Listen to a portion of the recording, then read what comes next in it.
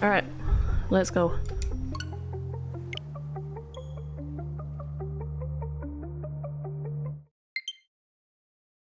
Oh my gosh, platinum points. What? I've never used them. I don't even know what to use them on, really.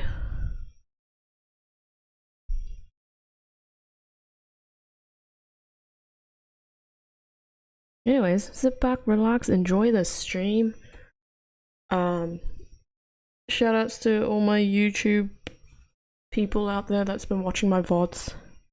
Thanks again, and I am so sorry about yesterday's VOD.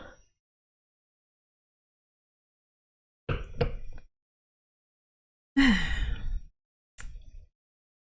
think Twitch is already being a douche because it's not even loading my stream.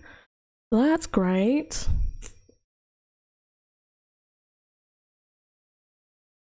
Let's just well, it's not loading on my end anyways. I don't know if anyone in the chat is even seeing what I'm seeing right now.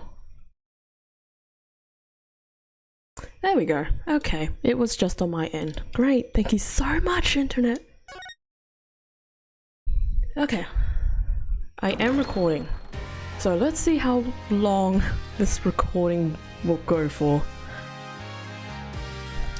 But we're just gonna jump straight in. We're gonna go back in time to see what happened and how Phoenix ended up losing his badge.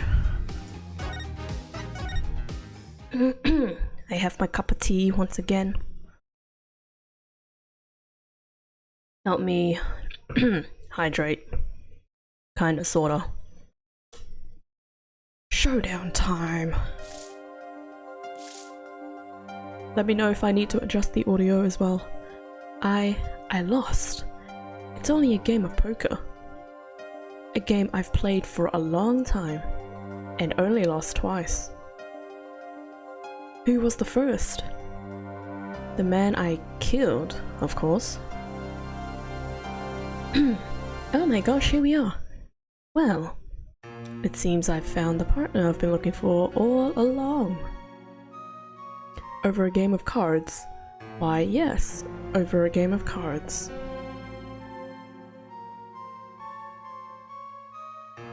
The Grammary! That was how we first met, 7 years ago. Oh, so he was the attorney. Oh, there we go. 7 years earlier, Phoenix Wright's final trial. Dun dun dun. Oh my goodness.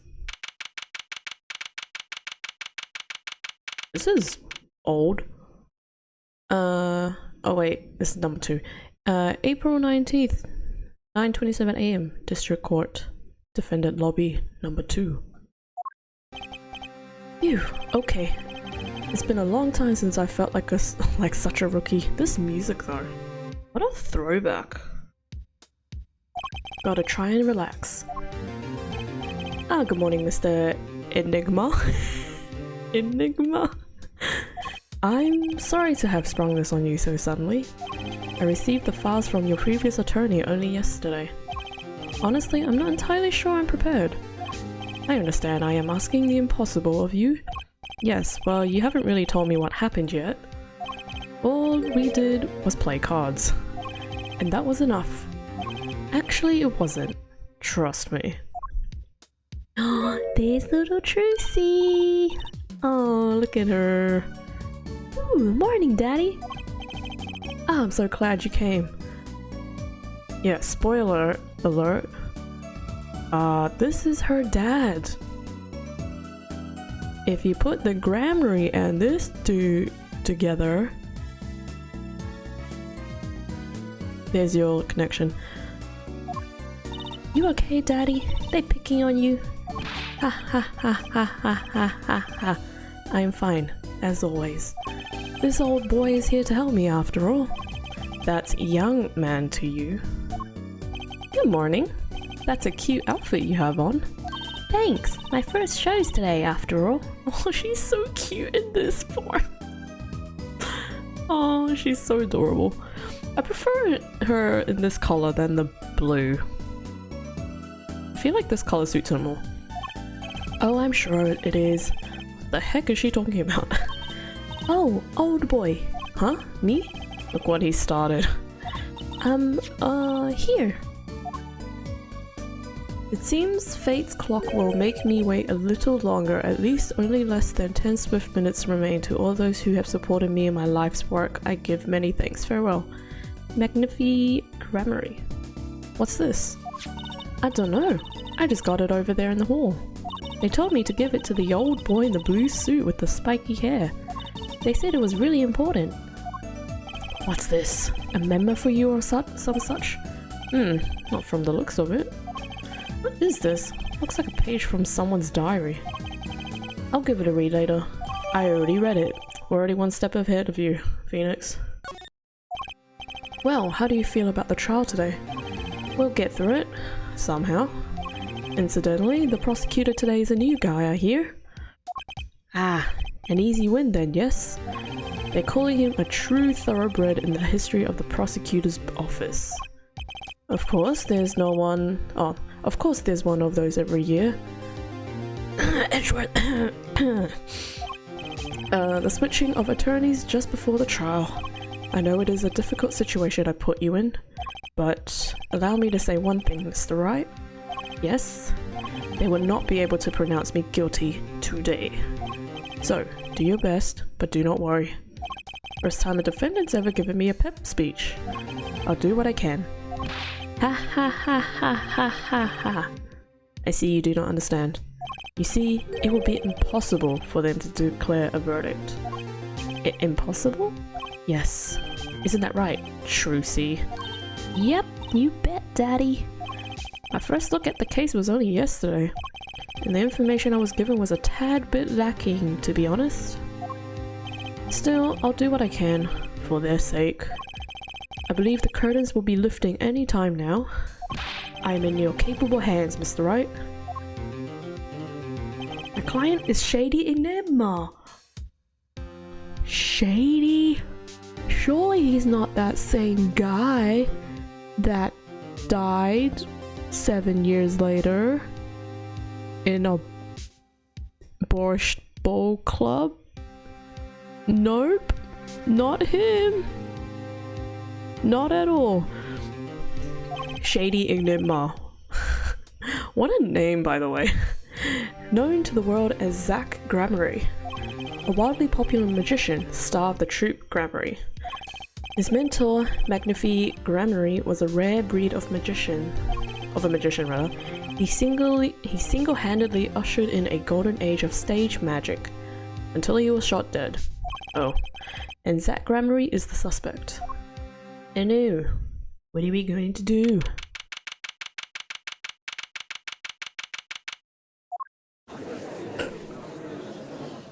I'm sorry, I drank tea and I nearly spewed it out. Because I saw Clavier. Oh my gosh, his hair.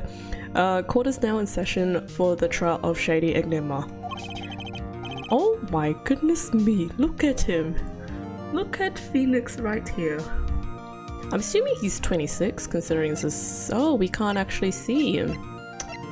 Oh, well that's cool. Age 40, 67, and she's 8. The defense is ready, Your Honor.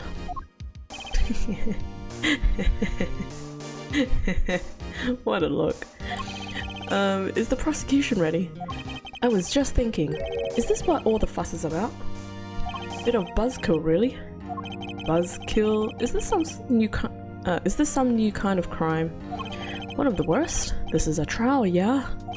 Where are the sweaty palms, the pounding hearts? A Gavineer's concert's got 10 times the thrill this kid's got. Who are you again? Clavier Gavin. I came to get the party started. Legally, yeah? Gavin, defense attorney, Christoph Gavins? Ah, figures my bro's more famous in this part of town. Clavier Gavin, lead singer from the mega hit band The Gavineers. You're out of your league, rock boy. I know what you're thinking. You're out of your league, rock boy. Oh, dang. Got a mind reader here. What do you think? Can you read what I'm thinking of now?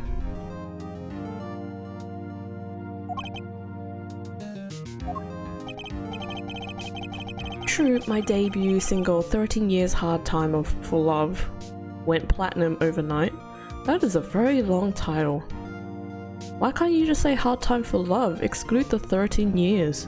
You can just add that in your lyrics. But that's just a hobby to me compared to this, yeah? Talkative, aren't you? I like your affected Euro rock accent, by the way. What does that even sound like? It's definitely not British, since he's from Germany. What would that even sound like? I'm just getting warmed up. Air attorney, right? Perhaps you would be so kind as to fill us in on the case? Actum, baby. Time to call on the opening act. What was his name again? Ah, yes, Detective. Oh! Gumshoe! He's in the game! I forgot! I completely forgot he was still alive in this game. Oh my gosh! He's here! Oh my gosh, I miss Gumshoe! Come back! And you are...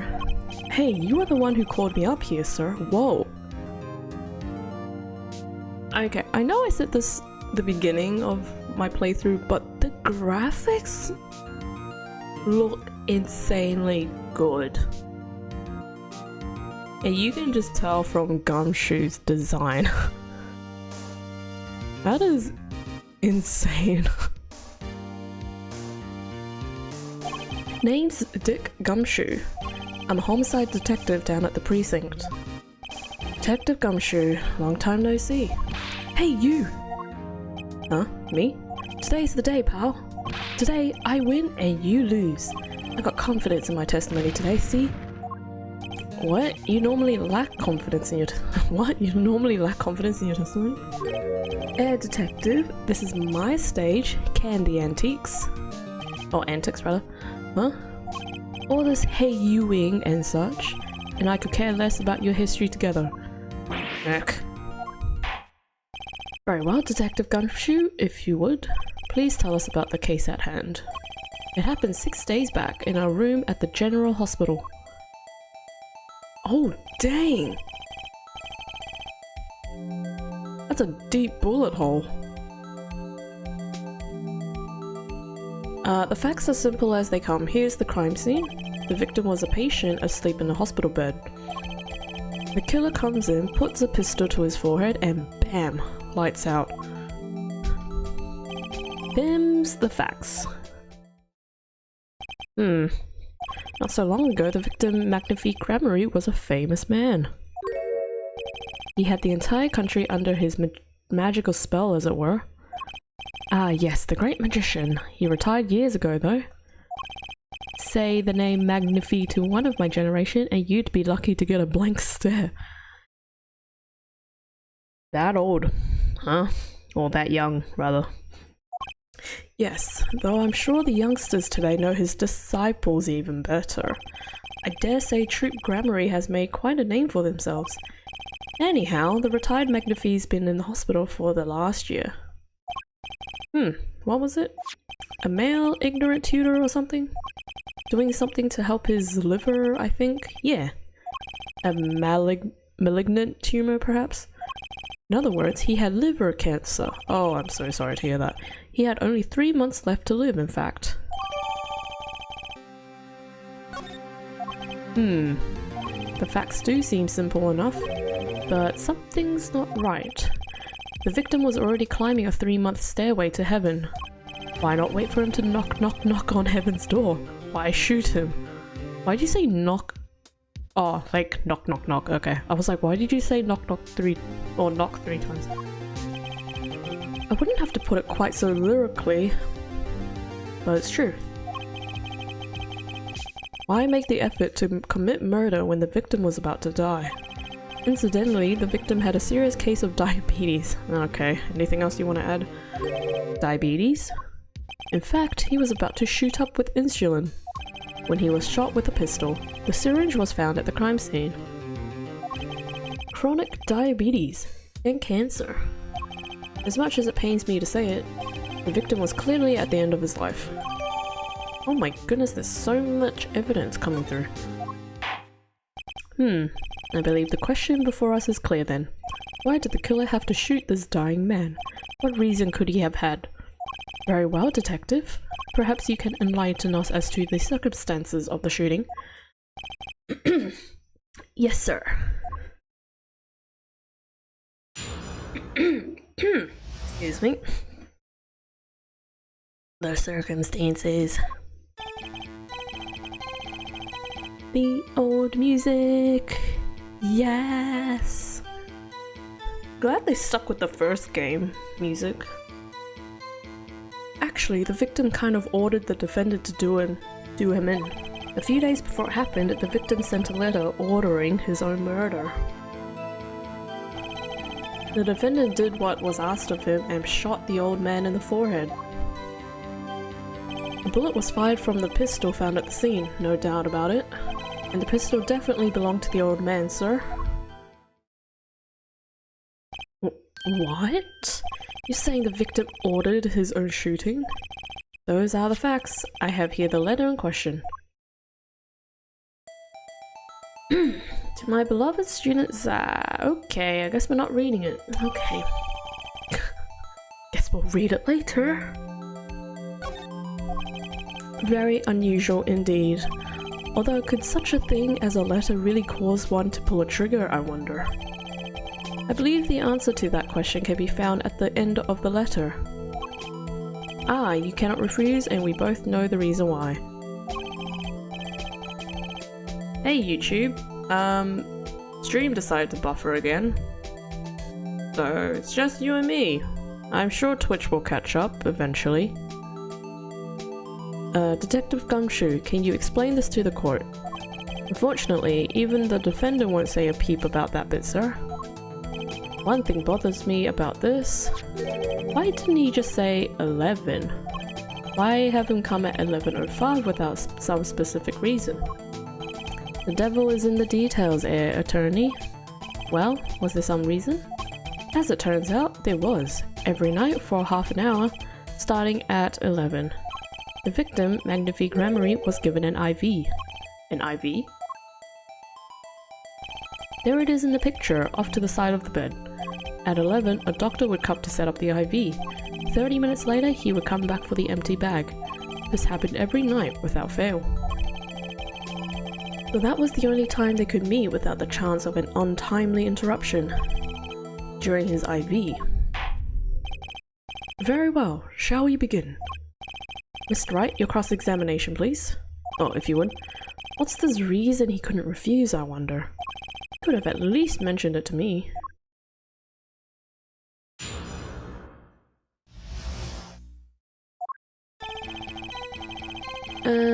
Let's just place all the statements. Just because he got the letter doesn't mean he went through with it. Oh, I disagree. The victim was indeed shot in the forehead after all, just as he had commanded. Could be a setup. Let's not be in such a hurry. Maybe we should let witness talk for a change. Thanks, pal. Fine, I can play it slow as well as I can play it fast. On with the testimony, Detective Gumshoe. A few days before it happened, the victim sent a letter. And this letter was sent by the victim? There it is! Gotcha! You're all mine this time, pal! Huh? I had the handwriting checked out, of course. It's the victim's, no mistake. Ah, I see. Ha ha ha ha ha! Score for one for the boys! I didn't lose, I was just asserting the facts. I don't know why I couldn't read that one. So why am I so annoyed? But a letter ordering your own death? Things aren't what they used to be, I guess. I'm not sure this is exactly commonplace even now, Your Honor.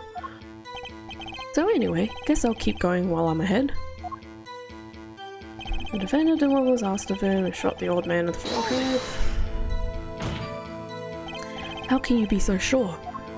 Hey, you gotta learn to stop relying on the people to do your thinking for you, pal. Learn to think for yourself. Get that noggin cranking. Fail to grasp the concept of questioning, detective. First, we got this letter. It says, shoot in the forehead, loud and clear.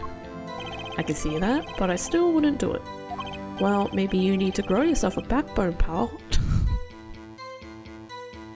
Guys, anytime someone tells you to shoot them in the forehead, apparently you have to do it. According to the game. In game. Obviously I'm joking, but apparently in this game world, you have to shoot someone in the forehead when you've been told to. It's a bit concerning. You fail to grasp the concept of shooting people is bad, detective. Also, yeah, he is a detective, so I don't... Why is he enforcing that? That's odd. We also found the defendant's pistol at the scene. Traces of gunpowder residue shows that it had been fired recently. Well, Mr. Wright? As far as I can tell from looking at this photo, there seems to be no issue with the prosecution's claim. The photo, maybe there's something in there I can use. But they're saying the defendant shot the victim in the forehead. I think there's a hole in the prosecution's argument. Clearly, Mr. Enigma shot something else. Because the clown's head has got a hole in it. Looking at this photo, another possibility occurs to me. Yes? What does the letter tell us? That the defendant had a reason he couldn't refuse his teacher's wishes. Bingo, pal! That's why the defendant popped him one in the forehead. Oh, the defense disagrees. You see, the defendant had another choice he could make. Objection! What? And you could prove that with this photo? I could prove he had a choice, yes. The defendant might have fired like he was ordered, but he didn't shoot the victim's forehead. Well, let's hear what you're thinking, Mr. Wright. If he didn't shoot the victim's forehead, what did the defendant shoot? A clown. I don't know how precise this has to be. The clown doll? Okay, take a closer look. See? It's been shot in the forehead too. Ah! There's a hole in its forehead! Yes, and a hole in the prosecution's claim. Objection! Ha! And I suppose you have a reason as to why he'd shoot the clown doll. He didn't just shoot the doll, he shot the doll's forehead. His forehead? Ah! Let's read the orders once more, shall we? You will shoot one shot square in the forehead, which is exactly what he did. He shot the clown doll square in the forehead. The defense has raised an intriguing possibility. That hole in the clown's forehead, it definitely looks like it was shot. Man, this Wi-Fi connection today is horrible.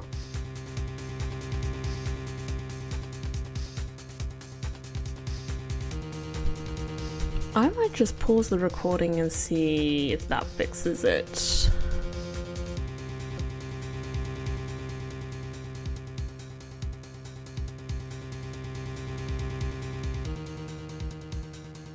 Hey chat, I am so sorry about the atrocious connection that is happening right now. This sucks. That hole in the clown's forehead, it definitely looks like it was shot.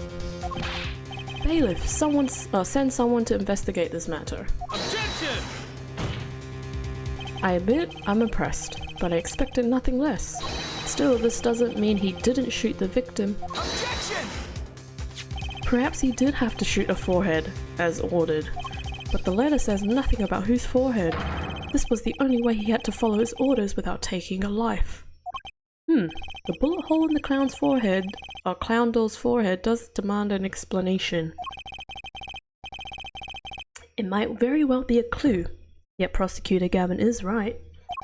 It alone does not prove the defendant's innocence. You cannot say for sure the defendant didn't shoot the victim. So sorry, Mr. Wright. How sad it is to see the mighty fall. How sad it is to see the novice's overconfidence. Oh, damn.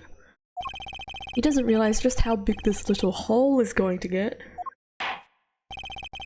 Detective Gumshoe, please take this newfound fact into account as you continue your testimony. Not if he shot the clown, he still shot the victim. Pound. So let me get this straight. You're saying my client first shot the clown, then shot the victim? Hey, not a bad summary, pal. More of a confirmation than a summary, but whatever.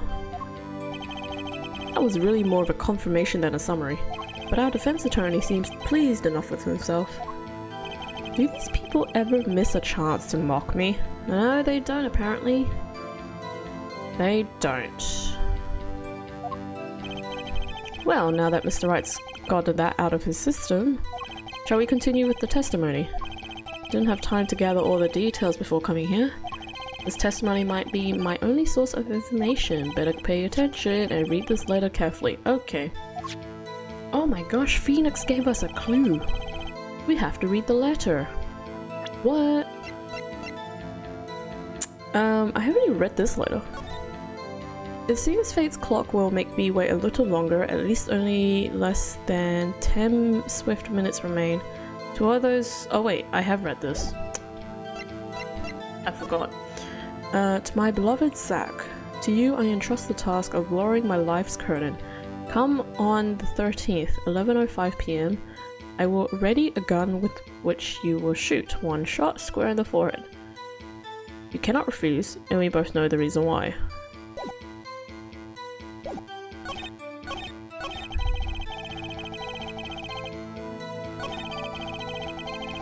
Oh, I just realized I haven't even— wait, which statement was it that?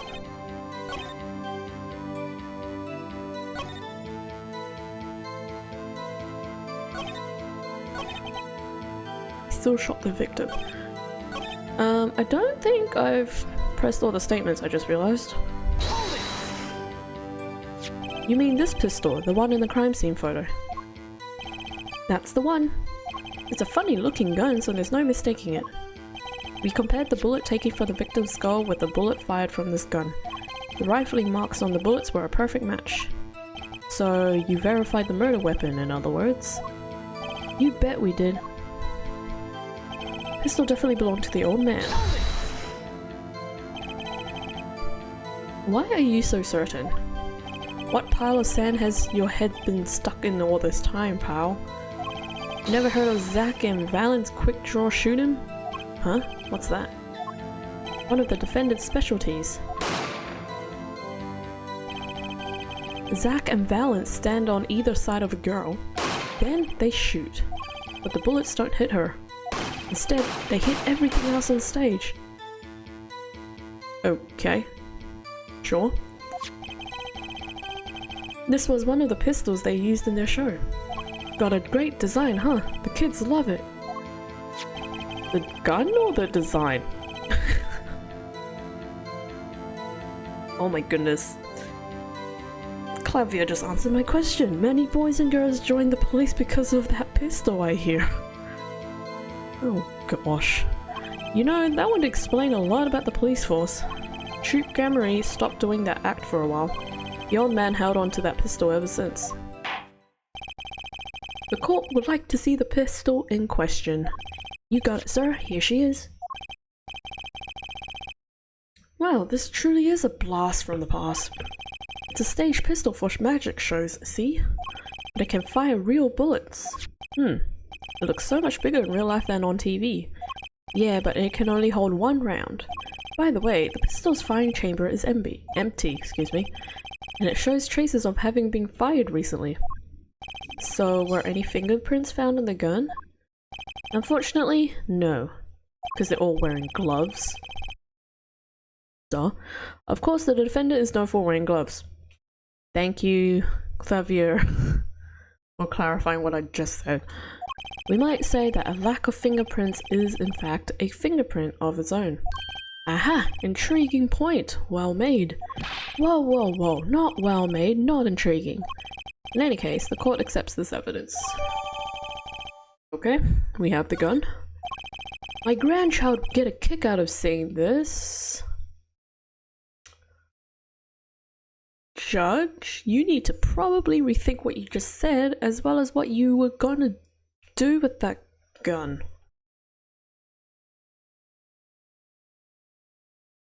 Yeesh. But now it's time to return to our testimony. Well, if he shot the clown, he still shot the victim. Okay.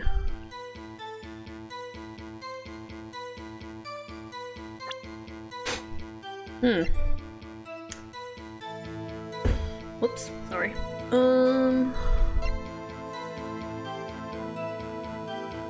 What's this again? Already a gun with one she will shoot you cannot refuse, and we both know the reason why.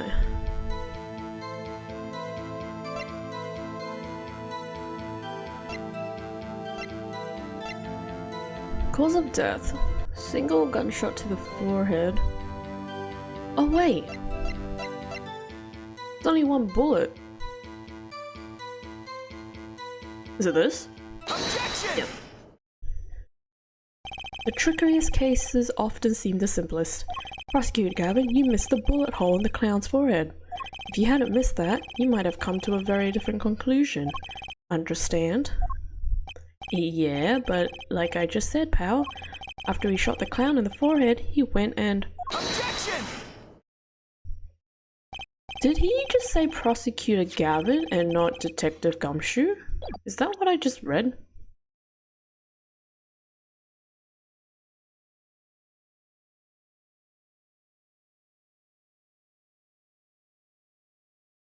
Who's he talking to? He says Prosecutor Gavin, but Gumshoe replied. Huh? Or is he talking to Prosecutor Gavin and then Gumshoe decided to intervene?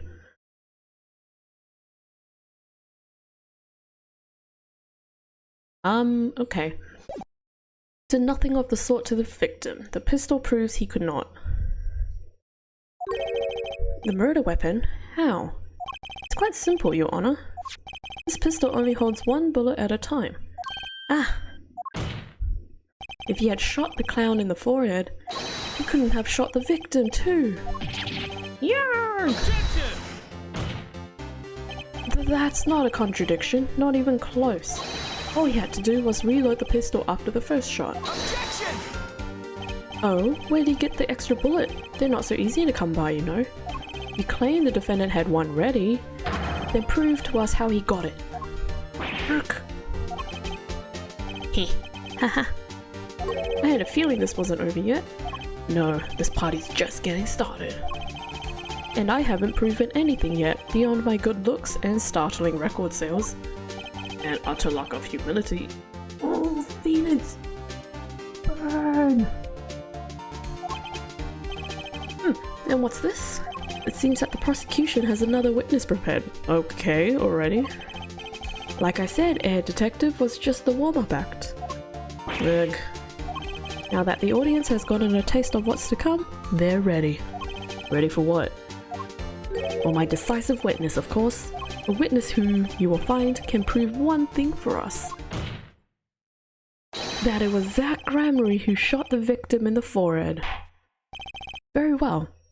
We will pause for a 15-minute recess. Okay, that's a very short first half of the trial. This might be my lucky break. I'll need that 15 minutes to talk to my client, Zach.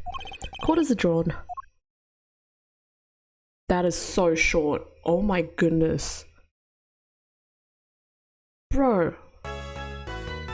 Imagine if all the trials were that short. Why was that so short? What? Okay. Let's continue. Oh, whoops, I pushed the wrong button. Lobby. We'll just stop that recording.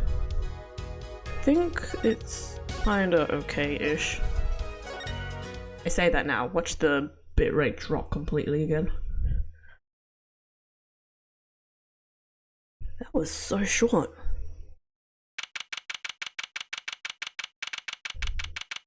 And we're back in the lobby. Very impressive, Mr. Wright. I have to say, I expected nothing less. You've only just begun. I was hoping you could tell me a bit more about what happened, actually. Did not think you would believe me if I told you. But then you discovered the truth for yourself. I was thinking of you, you know? I think we need less thinking and more talking. That night in the hospital, what really happened? Ah, the way your eyes gleam, Mr. Wright. You'll scare Trucy. Speaking of which, where is she? You have seen the problem yourself. The letter. The one shot in the forehead. One, right? Yes, and the reason he speaks of. I could not deny my mentor's wishes, even if it meant my own death. Why not? This is something I would not say. For now, at least. What's this for now business? I have done many things in my life, some well, some poorly. But this is a cross we must bear alone to our graves. We? You wanted to know about the night of the incident? Finally, this guy sure likes to take his time getting to the important stuff. Of course, I had no intention of shooting my mentor. I snuck into his room that night at the appointed time. I found there upon his bedside table 2 pistols. Oh, 2? Yes, the one I had used on stage, and the one that had been used by my partner, Valiant. Oh, for the Zack and Valent's quick draw thing. My mentor had the look of one sleeping. Okay. I stood by his bedside, hearing only the light sound of his breathing. Then I took the pistol into my hand. I cannot deny that my resolve faltered then, for a moment. You faltered? You mean you thought about shooting him? Recall there was a reason I could not refuse his request. His last such request, though not his first. So there were other requests you could have refused before. To be honest, I've not always been steadfast, and I fear I've brought pain upon Trucy. Was McNafi coercing his disciples somehow? Just what was going on in the Treat Grammary? Yet, in the end, I did not shoot him. Instead, I turned and shot the clown. You say as you're laughing and smiling with your teeth. Okay, I don't know if you should be happy about that, Zack, but alright. I took the pistol I had fired and placed it in my pocket. Oh, like we can kind of see right now. I think. In your pocket? I believe if you examine the bullet in the clown's head, you will find it to be different than the one of my mentor. What were those called? Rifling marks? Yes, well, that is all I have to tell you concerning the case. Concerning the case? You mean there's something else you can't tell me? Or you can tell me?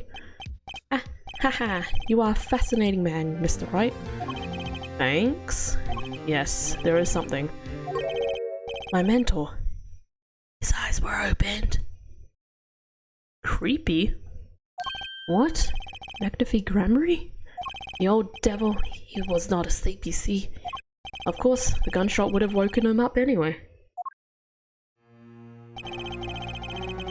And there we had our last discussion as mentor and pupil. Look at his nightcap.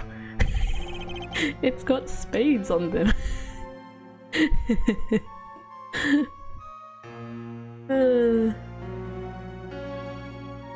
It was not a long discussion, maybe 5-10 minutes or so. Are nightcaps still a thing?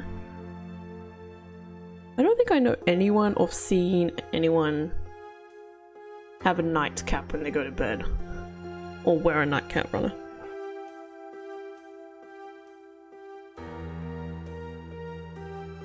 What did you talk about? Haha, Mr. Wright. Did I not just tell you? It does not concern this case. Zack Amory, he seems pretty steadfast to me. Or maybe just stubborn. Mr. Wright, your presence is requested in the courtroom. Once again, I am in your hands. Right, let's get back in there.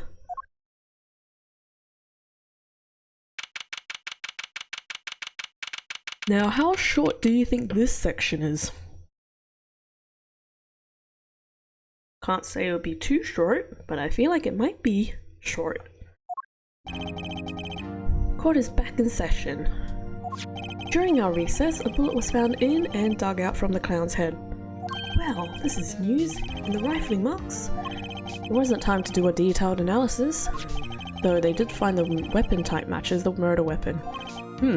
Well, that did not well, that's not very conclusive, is it? Which is why I'm about to call my very decisive witness.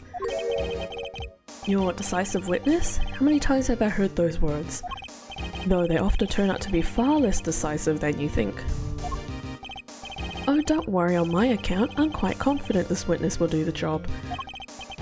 He. Is it Valiant? Is it Valiant Grammary? Uh-oh, this is gonna turn messy.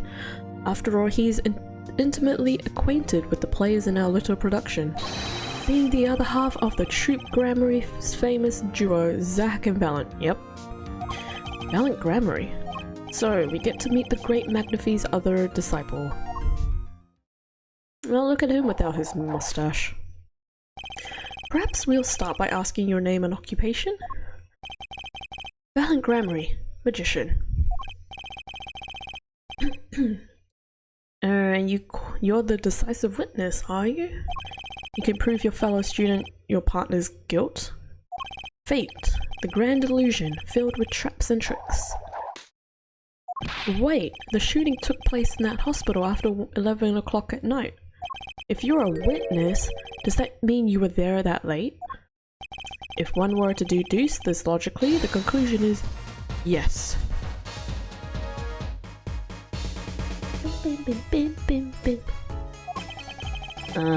Okay.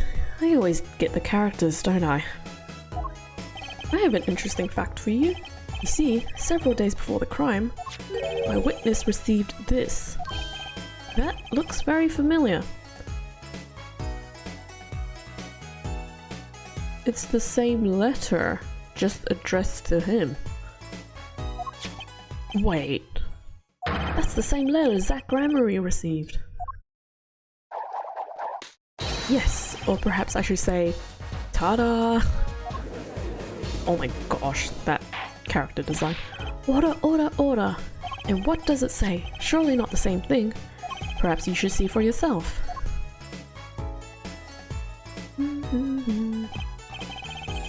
Why, it's practically the same.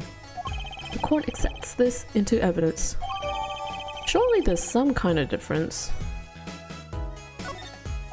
This is most unusual. Exactly what was going on with you folks? What exactly was your Troop Grammary up to? By which you mean? I'm just having trouble envisioning a man who would ask his students to kill him. Both of them, no less. Just my opinion, Judge. But from these letters, I'd say he was coercing them, not asking them. We walked the magician's path together, and in doing so,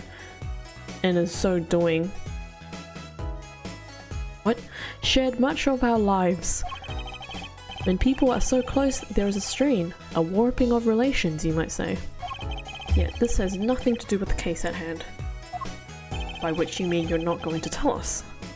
Which makes me wonder even more about this reason they couldn't refuse. Well, let's get on with the testimony for starters. The defendant, Zack Grammary, stands accused. Tell us why. Oh, I'll do more than that. Where he walks, the red roses rise singing hymns to the miracle that is magic. Fascinating. Though I hardly need to remind you that the evidence could just as clearly point to you as the suspect. The letter, the murder weapon, and now the 2 bullets found at the scene. In fact, the only difference seems to be the designated time. Oh, I didn't even notice that. Thank you, Judge. Wow, the judge actually helped me with something. Oh my goodness.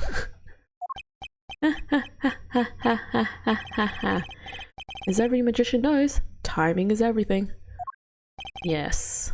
And now it's time to get this party fired up.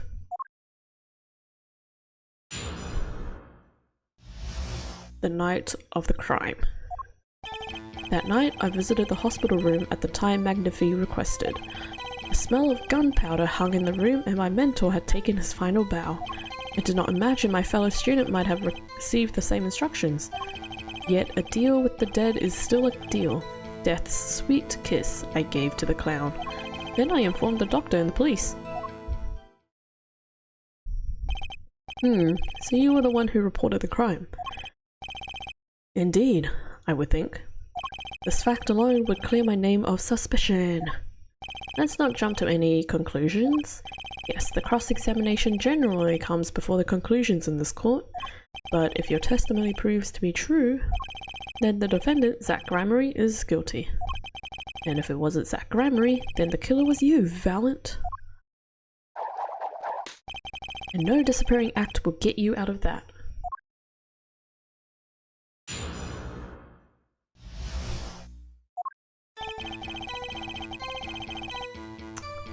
I don't think that's...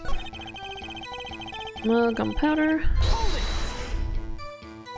So, you weren't worried for your own safety at all?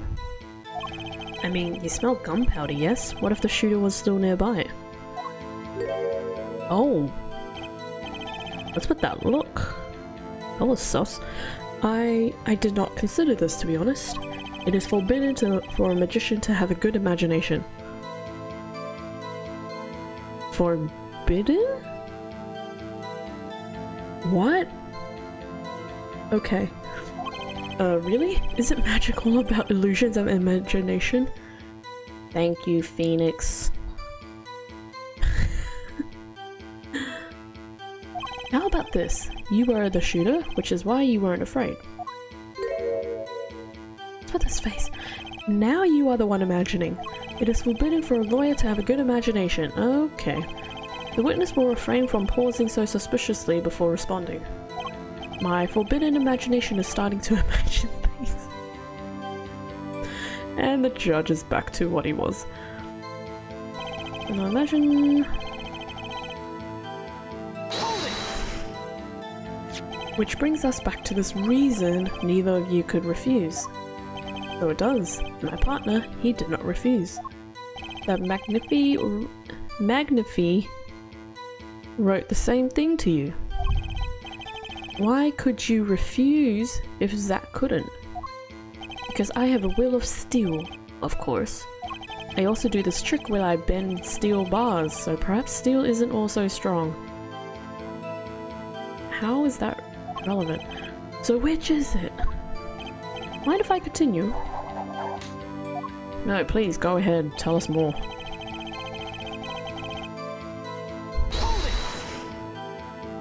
There were 2 bullet holes at the scene, one in the victim and one in the clown.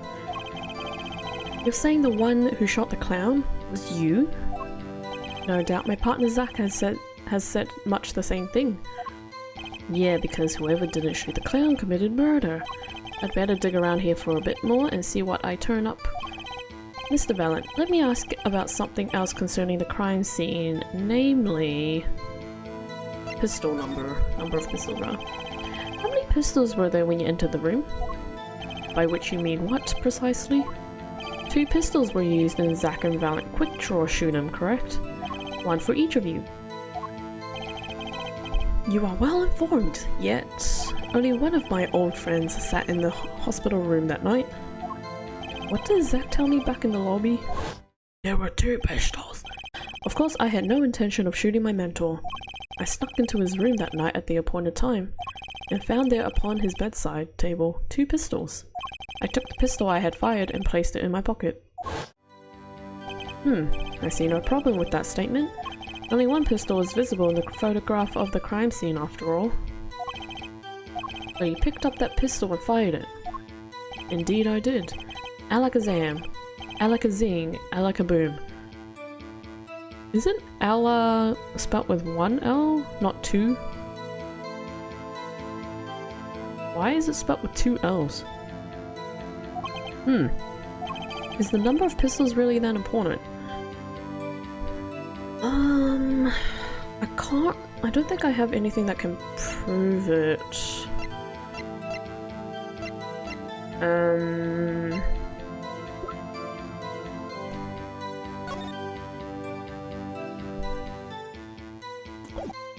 We'll check the other statements for now. Actually, let me ask about something else. Very well. The witness may continue with the testimony. What can I do but obey? Okay.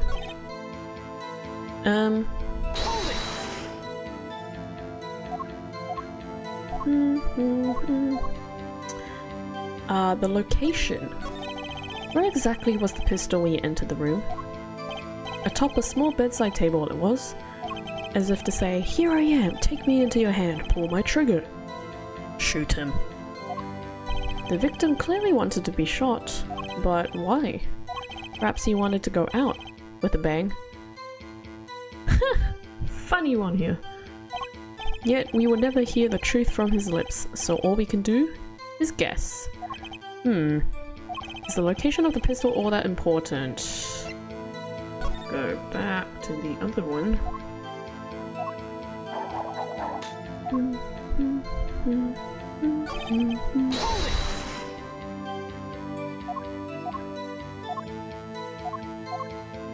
The bullet. In order to shoot a pistol, you need a bullet. Where was the bullet? I entered the room and took the pistol in my hand. The bullet was already loaded, ready to fire at any time. The magician is always prepared, you see. Prepared for... One never knows when a miracle will be called for. The magician always has 7 doves in his pocket. Okay, and a white rabbit up each sleeve. Okay. Clearly, we're dealing with professionals here. Is the bullet that was loaded in the pistol really that important?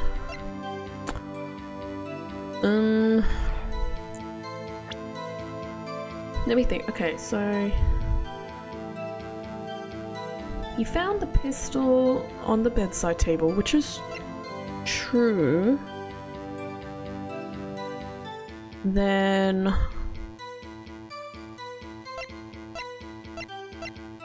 He said, yeah, I think there was only 1, but I can't really prove that there was 2, can I? I don't think I can. Maybe.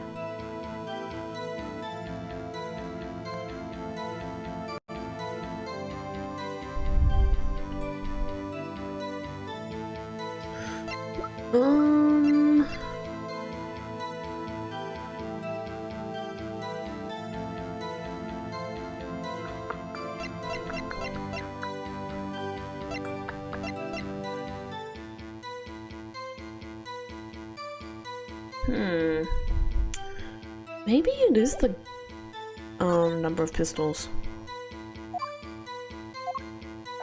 Because still have to explain the 2 bullet holes.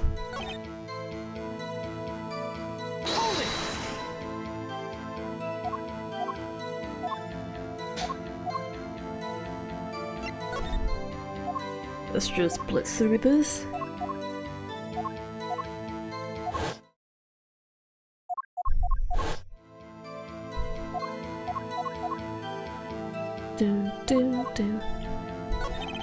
Let's go. Quite important. The number of pistols is quite important, Your Honor. Very well. Please add this detail to your testimony. Can I do but obey? Only 1 pistol was in the hospital room that night. With it, I shot the clown.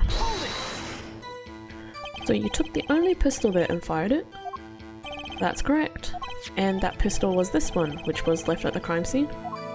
Good show! I see you too are a magician of sorts. And you're an idiot of sorts. Do you have any idea what you just said? I see the fire in your eyes as you glare at the witness. So how about heating up this trial a bit? These slow ballads bore me. Got a hunch, but maybe that's all it is. Maybe I should ask about something else. No need. I think it's the crime scene.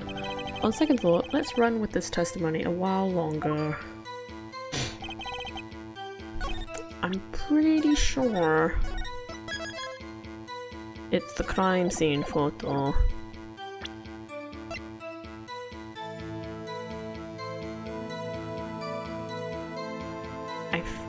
Because that's the only... That's the only thing. Because if you say that this is the murder weapon... Unless... What letters? This I feel like it's used for later.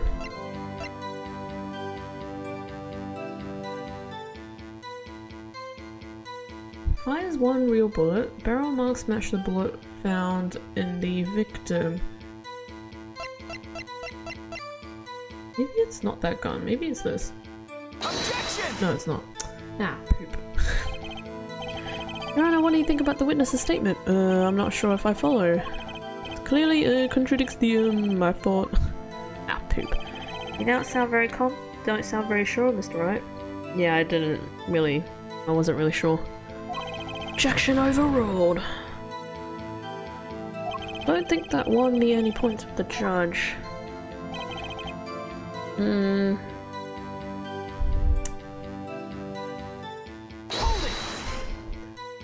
Maybe...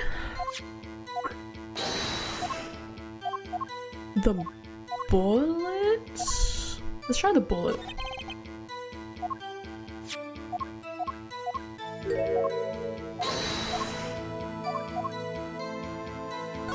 Without a loaded bullet, we wouldn't have a murder. It's very important, Your Honor. Very well, please add this detail to your testimony. What can I do but obey? The pistol was already loaded, I merely had to pull the trigger. If the pistol was already loaded, something doesn't make sense. Why weren't the victim's fingerprints on it? They were wearing gloves, Rudy said that. You should know that we, the troop Gramarye, are capable of many things. One of these being the levitation of iron balls without touching them. There's no magic involved here, the shooter was just methodical is all.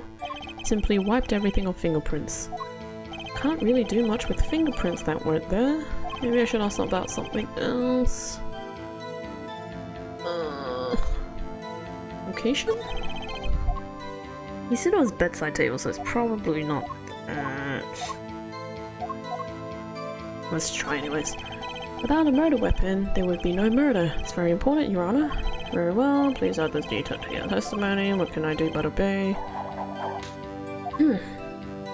I took up the pistol from the small table and shot the clown. Why did you do that? I would think calling the police would come first. That you know nothing of the relationship between a master and his disciple. If your master says die, you die.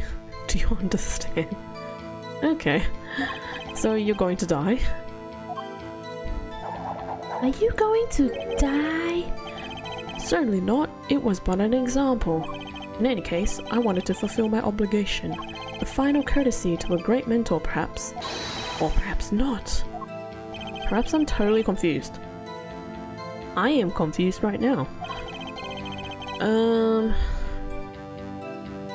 Let's have a look.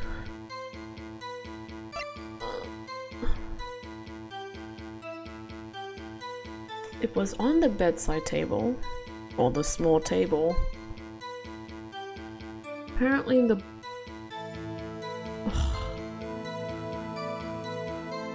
Maybe it's the bullet?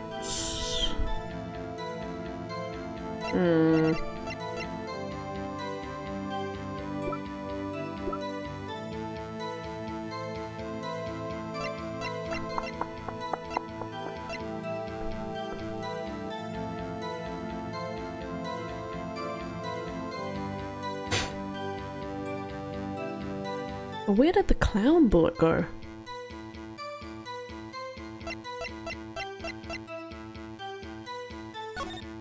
Oh, hello. We can examine! Pew! Pew! I'm shooting at you, chat. Pew! Pew! Pew!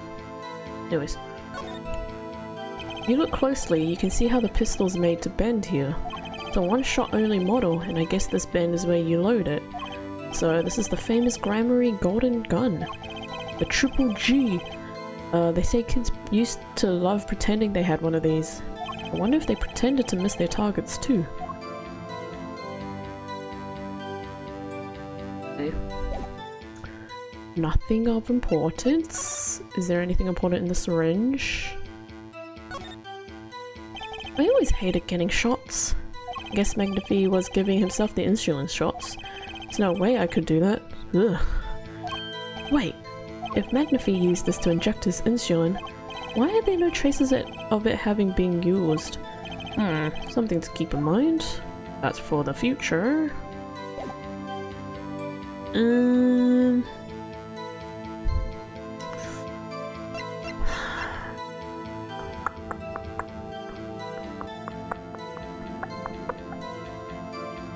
There is a bug flying around on my screens. Go away. Let's try the bullets again.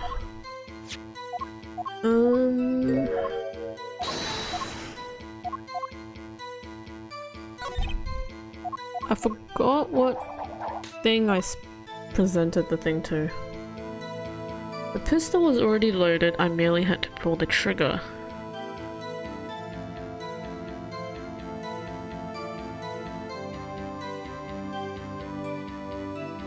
Wait a second, but then the number of pistols...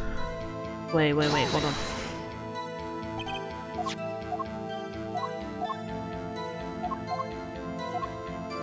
Okay, they hinted towards this, so I'm assuming it's back to this statement. I presented the crime scene photo.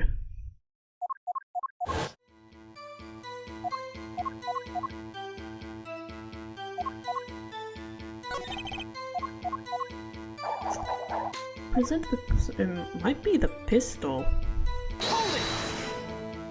Put the pistol and fired it. That's correct. The pistol is this one. So, an idiot, do you have any idea what you just said? Okay, so it's something to do with this. Is it the pistol? Is it the pistol?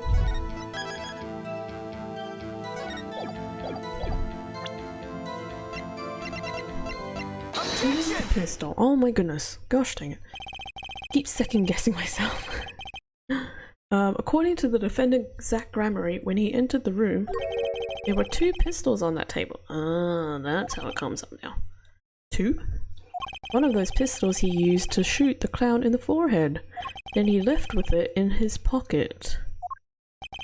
Of course, this is what he would say. Unlike the hapless clown, we must assume our defendant has some brains in his head. Well, what about what Mr. Valent has told us? You see, there's something about his testimony that doesn't make sense. What might that be? I told you, I took the pistol that was there and shot the clown. That's your story, at least. But the rifling marks tell a very different story, Mr. Valent. Recall what Prosecutor Gavin told us. We compared the bullet taken from the victim's skull with the bullet fired from this gun. The rifling marks on the bullets were a perfect match. Mr. Valent, if you fired this pistol, then you shot the victim in the forehead. Oh my gosh. Order, order, order. Well, this is all rather sudden. Objection!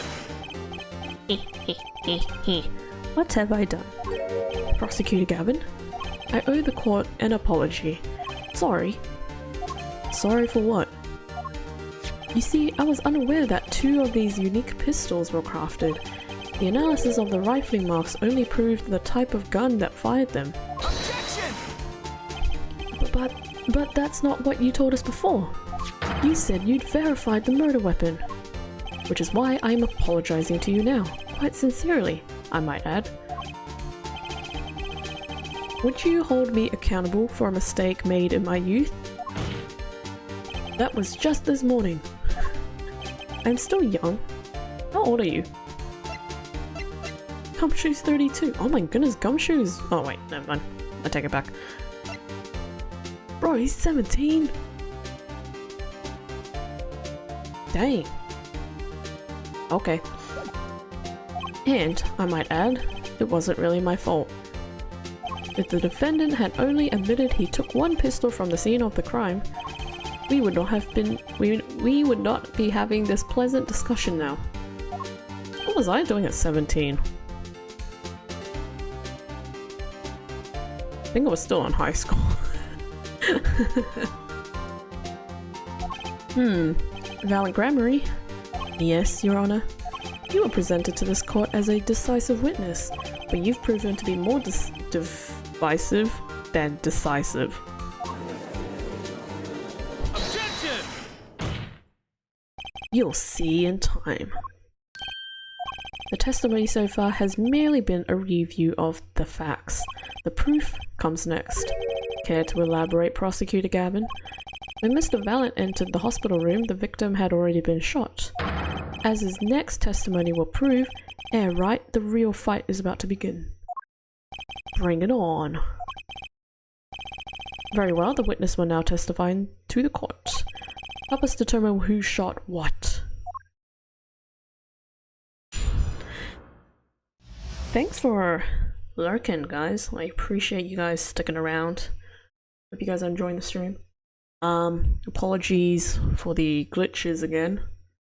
I don't want to say anything that might, you know, might make it go haywire, but you know, it seems better than yesterday's connections. So, you know, I got what I wished for, more or less. Obviously there's still some glitches, but yeah, slightly better. Who shot what? I arrived in the hospital room at the appointed time, which is to say 11:20 p.m. After discovering the body, I fulfilled my obligation, then called the doctor. The doctor examined the body before the police arrived. He was quite clear about the time of death, 11:10 p.m. And the one in the room at that time was my partner, not me. Those times are rather close, you have to admit. You're talking about an alibi established over a matter of minutes. To use a 10-minute discrepancy as the basis of your alibi. It's easy to explain in this situation, Judge. For example, take our debut hit single. We're back to this one, huh? 13 Years Hard Time for Love. Cue to the song, press the play button, and it will play for 2 minutes 15 seconds. Where are we getting at with this point? What's he saying? Do it 100 times, the result is the same.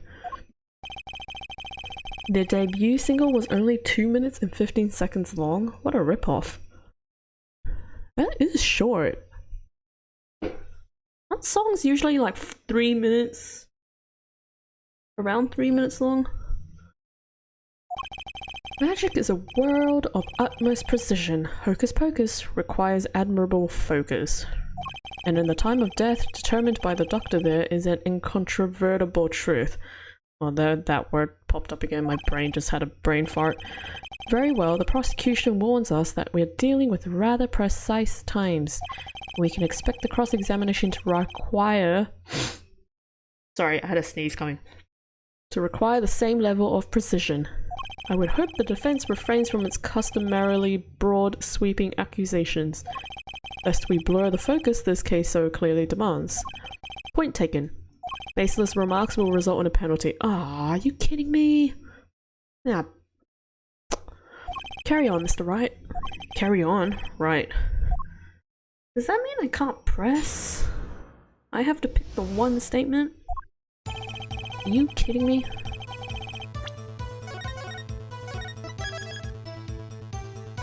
Okay,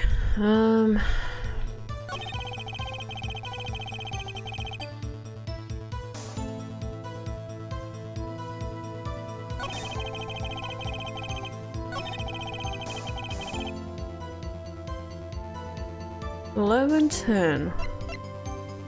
Okay.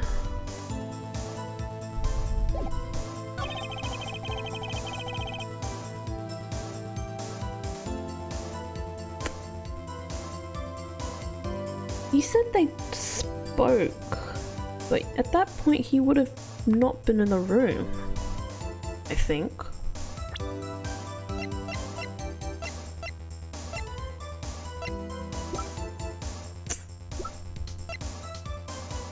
What happens if I press? I just want to see what happens if I press.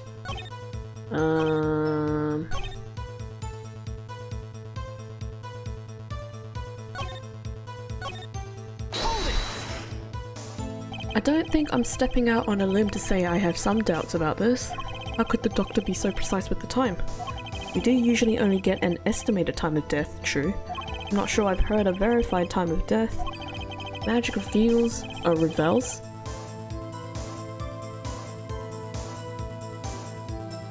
Revels? Is that a typo? Magic revels in making the complex appear simple. Isn't it? Is it magic reveals in making this complex appear simple? This game is making me doubt my English. But reality is the opposite. What appears complex in this case is a simple matter of subtraction. I see another person has done their arithmetic homework. Judge, this guy is like 30 years old. Why would she say that? The point here is the IV the victim was taking. It's quite visible in the photograph of the scene. Recall what we have heard earlier about the victim Magnifi's Grammary's schedule. Every night at 11, Magnifi took an IV drip for 30 minutes. I can see the IV bag right there, yes? Now look a little closer. Follow the tube down from the bag to the end. Ah! The needle's been removed. Are you kidding me? It's... Why do you need to look so close? It's like standing out. Like a sore needle. Doubtlessly it fell out when he was shot. How would it fall out? Those IVs are literally stuck in your skin. How would that fall out? That would seem to be the case. When the needle comes out, the IV no longer drips. You could just measure the remaining IV liquid. Precisely. The IV liquid functions for our purposes as an hourglass of sorts. This is how the doctor determined the time of death. From the amount remaining in the bag, it was determined that the IV had stopped 10 minutes after administration began. Oh, thanks. And so it was. When I, Valent, entered that room, 10 minutes had passed since that horrible crime was committed. And this is proof. Well, Mr. Wright? Did that seem important? 10 minutes. 10 minutes had passed since the IV began. But that wouldn't make no, because Zach would still be there.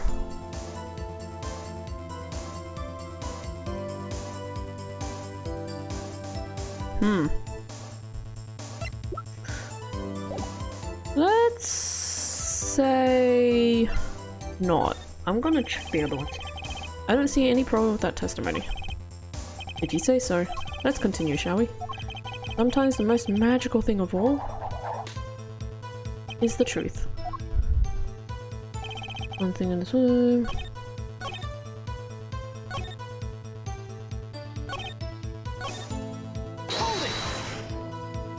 You walk in on a murder, and the first thing you do is shoot the clown. The disciple does what the disciple must. A mentor's request without reason has caused for me a surfeit of sorrow. I don't know if I pronounced that word right. What would I, Valent, be now without him? May the soul of Magnifi the Great find greater peace above. This I muttered to myself as I pulled that lonely trigger. In any case, I believe this is nothing more than what we have already learned. I'm still waiting for one of those right moments, Heir Attorney. May I remind you that baseless remarks will earn penalties. Proceed with that in mind. Oh, crap. Yes, Your Honor. What a pain this is turning out to be.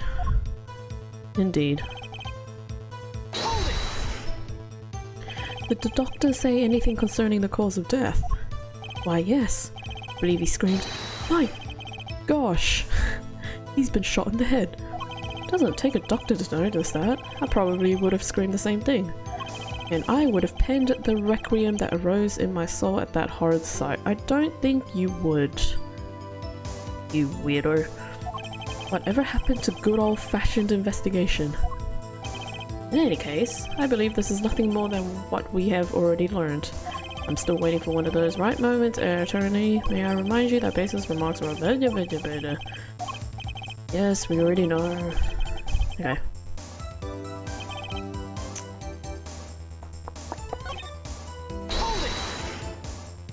You entered that hospital room at 11:20 p.m. The time given by the defendant, Zach Gramery, was 11:05 p.m. You didn't run into him at the hospital that night? This is why I never perform with amateurs, you see. Huh? Picture, if you will, the nighttime hospital. Outside, only the pale light of the moon. If two dressed as we were to meet in such circumstances, I dare say that would ruin the mood completely. The mood isn't in question here. I believe the witness is saying they didn't meet, yeah? What is magic if not the study of beauty?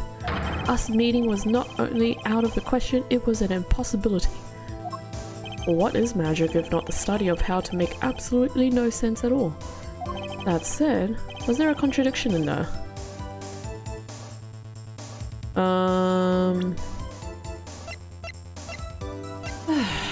Let me think.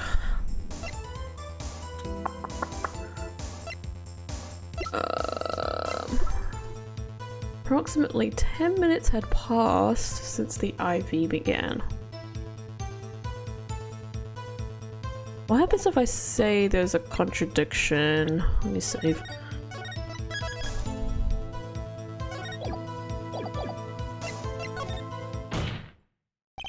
The only problem I see here is the glaring contradiction in that testimony? Was that a question? I guess it was. Okay, so it's not. I guess I'll get penalized for that. You have been warned, right? Baseless remarks will be penalized. Well put, Prosecutor Gavin. Oh, Mr. Wright, here's my answer to your question. Okay. Egg, an alibi over a matter of minutes. Precise is right. Impressing with impunity? Okay, will earn me a nice penalty too. Better focus on one thing. Time of death. Okay.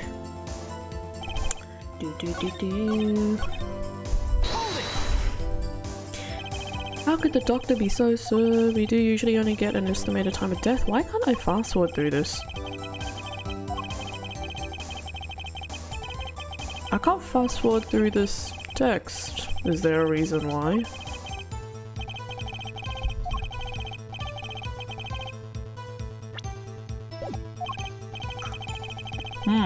I'm just pushing A. Apparently I can't fast forward this text. Very strange.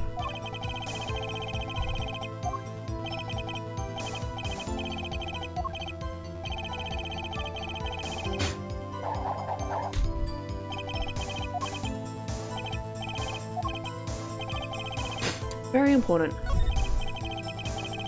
Well, seeing how it was the biggest clue we have to the time of death, I'd say it's very important.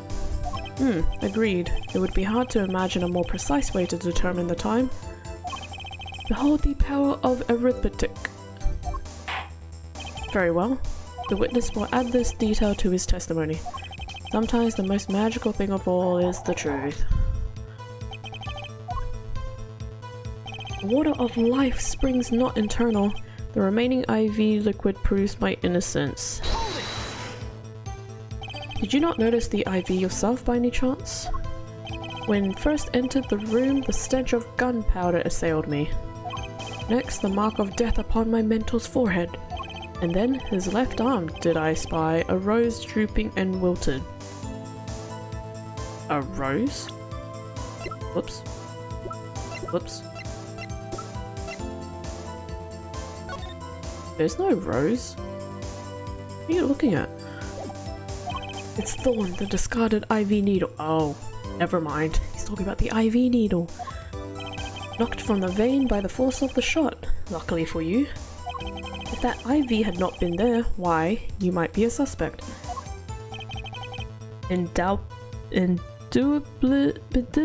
So, yep. I might say it's thanks to my lucky color. Your lucky color? Indeed, even today I wear it proudly upon my suspect self, for it always without fail brings me luck. Why, when Zack and Velant won their first Magician's Grand Prix... That sounds familiar. Yes, the very one held by the Association of International Magicians. I was adorned in this attire then too, and our trophy, a bust. Ah, what a day that was. It is that one. This is one trip down memory lane no one needs. If you know, you know. My lucky colour, yes indeed, and that ivy too. I say, I think 'twas hued especially for me, Valant. That does seem to be the case indeed. This is important, cause it ain't yellow.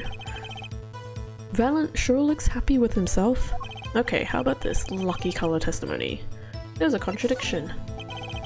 It certainly sounds like your lucky colours brought you plenty of luck, but not this time. Mr. Valant, your lucky colours betrayed you. I'm afraid you've lost me. Your Honor, the witness's testimony just now clearly contradicts the evidence. What? Please recall my warning at the beginning of this cross-examination, Mr. Wright. Baseless accusations will be duly penalised. I do hope this latest accusation is well based. Don't worry, I've got all your bases right here. Very well, let's hear the defense's claim. Where is your evidence that contradicts what Mr. Valant has told us? Crime scene photo. So I was pretty much on the right track. I kinda just jumped ahead. Again. The crime scene tells us all. Oh, tells all, Your Honor. The photo of the crime scene? All this talk of colour has me yearning for black and white, clear-cut simplicity. Tell us, Wright, just where is this contradiction in the photo? My pleasure, and I assure you it's quite simple. But I can't promise anything in black and white. Let's hear what Mr. Wright has to say. The IV bag! What in this photo contradicts the evidence? Valant Grammary, let's get one thing straight about your lucky colour. It's yellow, yes? Kind of takes the mystery out of it, but yes. Something wrong with yellow, Mr. Wright? Fun fact, yellow is my favourite colour. Yes, there is. Decisively wrong, in fact. Take another look at the photo of the crime scene. What's this? Confusion? Doubt? Tell us, what do your elderly eyes spy? Okay, I don't know why you should be asking that. Even my elderly eyes can see a problem here, Mr. Valant. Look at that IV bag. Ack! What is this? What foul magic? It would be hard to call the IV liquid yellow, and I'm afraid no magic was involved in the taking of this photograph. Ella, no! Oh my goodness. His animal friends popped out to say hi. Order, order, order! What does this mean? Objection! This is some kind of mistake. Yes, Prosecutor Gavin. Your witness's mistake. The greener they are, the harder they fall. Is that how it goes? I suppose there's no substitute for experience. Valant Grammary, as you reminded us several times, your lucky colour is yellow, but the IV is clearly not. Well... This contradiction can mean only one thing. Objection! Oh great, now what? And to think, you almost had me. I see your true colours. Now, Ace Attorney, Phoenix Wright. Something you'd like to tell us, Prosecutor Gavin? Hello, you've been here, you just haven't said anything. Yep. Hey, Wrath King, hope you're well. I don't mind you not chatting. I appreciate you lurking. Hope you've been well. Hope you've had a good few weeks since I last spoke to you, which I honestly cannot remember when that was. Or rather, when you popped into chat stream. As far as this court can tell, the witness's testimony does contradict the evidence. Ahaha, yes, a contradiction. One that I shall be pleased to hand right back to Mr. Wright. How do you mean? How? Because the witness has made no mistakes. I agree at glance, the IV liquid does appear a sort of greenish yellow, but I assure you the liquid itself is quite yellow. Oh, it's because the bag is blue.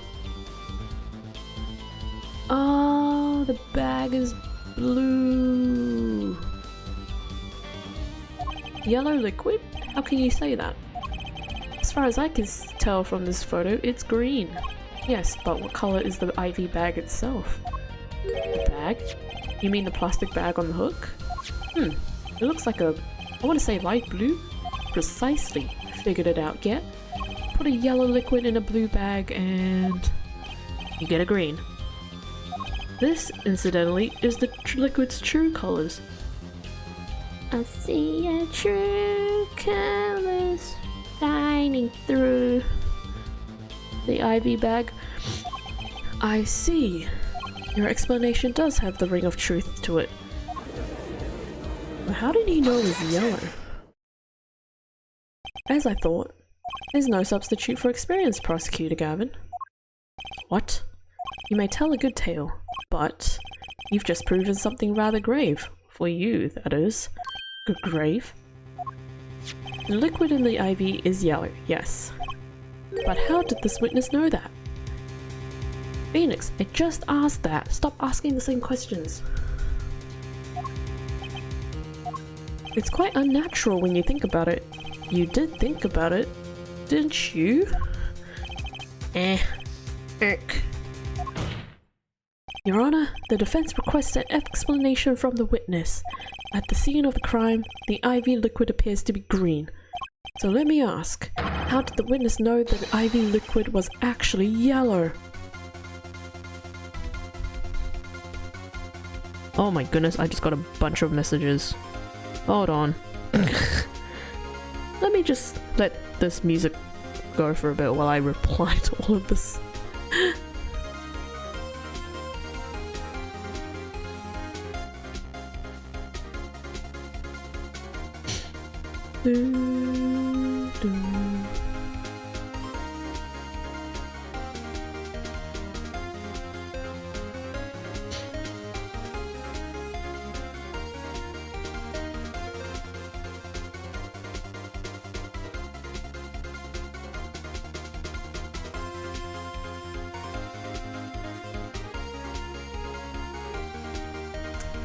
Okay, all the messages have been cleared. My goodness me, my whole notification bar was filled with icons.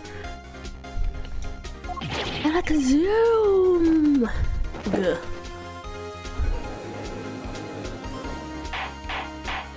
Order, order, order. Mr. Wright, you will explain this at once. The witness clearly knew the color of the IV bag. Oh, IV liquid, excuse me. So I'm sure it means something, but what? I can think of only one possibility, Your Honor.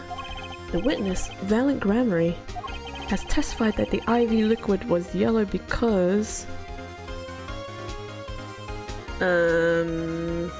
looked yellow? I feel like he'd seen it before.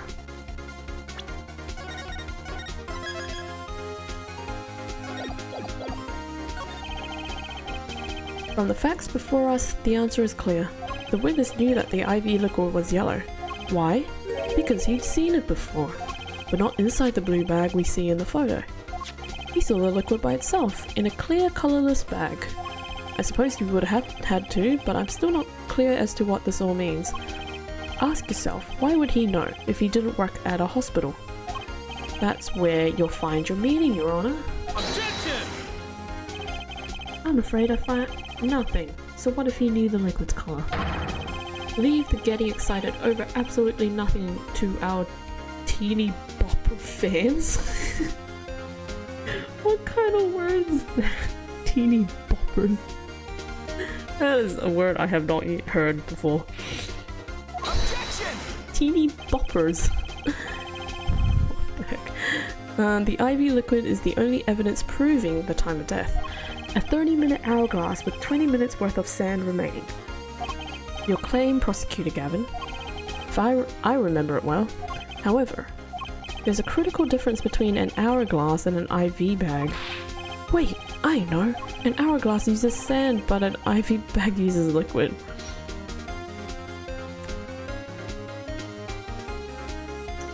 The judge stating the true facts. Yeah! Good job, Judge. Gold star for you. I'm right, right? As much as it pains me to say this, Your Honor, no. Unlike the sands through an hourglass, IV liquid enters the patient's body, at which point, like magic, it disappears. However, what if the amount of IV liquid had increased? You couldn't tell, could you? After all, there's no way of knowing how much went in. Objection! Let me get this straight, right? You're saying the witness watered down the victim's IV bag? Not with water, but with IV liquid. That's how you knew the IV liquid was yellow. Now wait, I said wait. How might an amateur such as myself essay to perform such a task? Objection! I'm an amateur too, but I can pour water into a cup.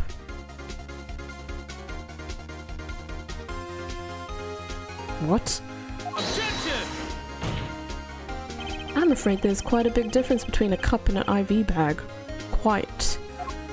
Can you prove our witness is capable of such a feat? Oh, great.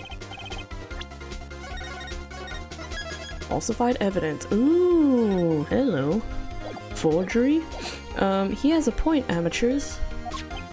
I at least would have some difficulty pouring IV liquid into that bag. You don't need to be an expert to see the look on the witness's face. He added liquid to that IV to throw off the time of death. I tire of these fairy tales lacking evidence. Well, Mr. Wright, any solid evidence to bring us back down to earth? Valid grammary. I'm afraid your magic won't serve you well in a life of crime. Might I ask what you're strongly suggesting? Magic relies on props, and props become evidence. Our witness was certainly able to increase the amount of IV liquid in the bag. All he had to do was work a little magic, and the prop was the syringe. Take that! The victim's syringe? It's the perfect prop for the magically increasing IV trick, and easy enough for an amateur to use. Objection! What kind of evidence is that? The syringe was clean, not a trace of liquid in it. Objection! Liquid. And don't you find that odd, Prosecutor Gavin? What? The victim had the syringe to administer his insulin shots. There should have been traces of insulin left inside. Well, valid grammary, as you pointed out yourself, the IV liquid makes the perfect clock. One that you could manipulate at will. Alakazegu.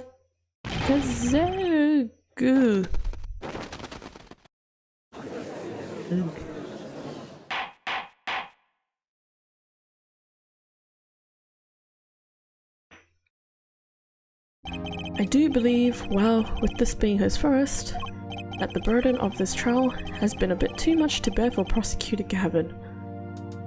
You sure? Because he seems pretty happy.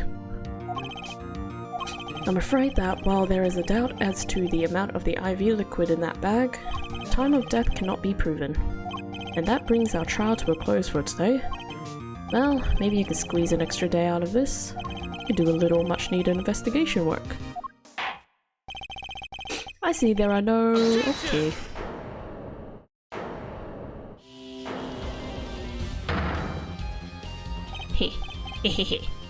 Truly, there's no substitute for experience.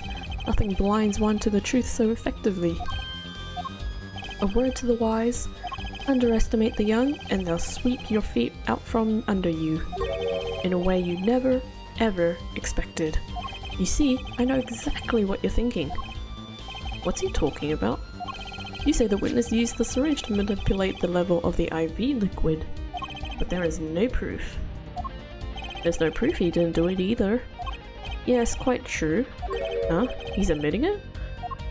Nor was this witness quite as decisive as I'd hoped. This, I admit. After all, why linger in the past when the future holds so much?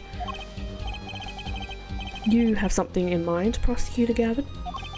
Proof, Judge. I have another way to prove my case. With evidence, no less. Oh my gosh, it's a book. What's this? This is the victim, Magnifi Gramarie's diary. Diary? After going into the hospital, Magnifi began writing his memoirs, it seems. The story of his birth, his startling debut, and of meeting his disciples. It seems he intended for the last chapter to end quite appropriately with his death. Wait, that book doesn't say what the reason was, does it? The reason why his disciples couldn't refuse his last request? Sadly, it does not. What's important here is on the last page. Apparently, the victim wrote in his journal that night, even after that IV had begun at 11 PM. Let's read it, shall we? Story time! Oh look, a ripped page. I wonder where that page is. This does appear to have been written just before his death. The court accepts this into evidence. Read the very last part with particular care. This journal may end here or may go on, but not long. That depends on his hand. Of course, by his, he refers to our defendant, Zach Gramarye. That would make sense, yes. He was the first scheduled visitor, after all. But look at what he said before that. This journal may end here or it may go on. It may go on! Magnifi Gramarye intended to write again. That is, if Zach Gramarye didn't pull the trigger. I see the defense understands the meaning of this. The victim's diary does not go on, it ends. Did you not notice the page is ripped, you blind goof? Because Magnifi's life was brought to an end by the defendant, Zach Gramarye. Order, order, order. Prosecutor Gavin, are you certain that Magnifi Gramarye wrote this? There is no mistaking his handwriting. Well, this does seem to be significant. According to this, Magnifi did intend to continue his diary. I just made a small connection with something.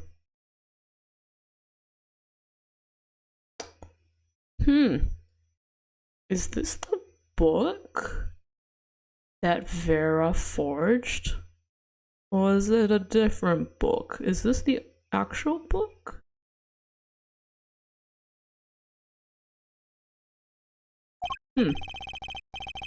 Yet, if his diary ended here, which plainly it did, then the one who pulled the trigger was the first visitor, Zach Gramarye.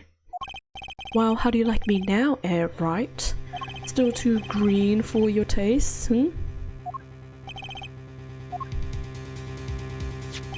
He's right about the diary being pretty clear. Still, I find it hard to believe that he'd overlook such an obvious problem with his precious evidence. Yeah, the ripped page. He's so blind. Well, Mr. Wright, the witness's testimony we heard was lacking, but put together with this evidence, it seems quite sufficient for a case. If the diary is accepted like this, the trial's over. Maybe it's time for me to show them something. I'm left with no choice but to show my own evidence. What? You have some evidence that overturns this diary? It's not too late to rethink this and avoid more embarrassment. Very well, please show us your evidence, Mr. Wright. Incidentally, don't even think of showing us this diary. I've just shown it to the court. Now that we've come this far, I hope you have something a little more decisive. Show us evidence that proves the victim continued writing his diary. Alright, I'd be happy to. The decisive evidence proving that the diary didn't end with this page is... this page. First, take a close look at this diary, as if you aren't blind already. Note that a page has been clearly ripped out. What's this? I hadn't noticed that at all. I think you need to go to Specsavers. Judge? You know, have you seen the TV ad Specsavers? They always say you need to go to Specsavers. For all the American viewers out there, Specsavers is one of the Australian optometry stores. That's why we're still here talking about this. As it just so happens, I have here what I believe to be the missing page. Alaka, I don't believe it. Looking at this page, it's hard to imagine that the first visitor that night shot Magnifique Grammary. That's the defense's position. Wait, let me see that.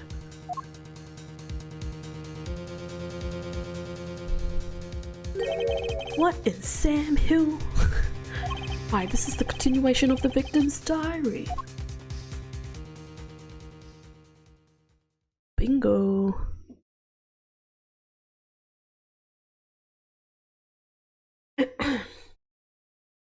Note the torn edge of the page. It's a perfect match with the torn remains of the last page in Magnifique's diary. Quite remarkable. Would you care to explain what all this means, Heir Attorney?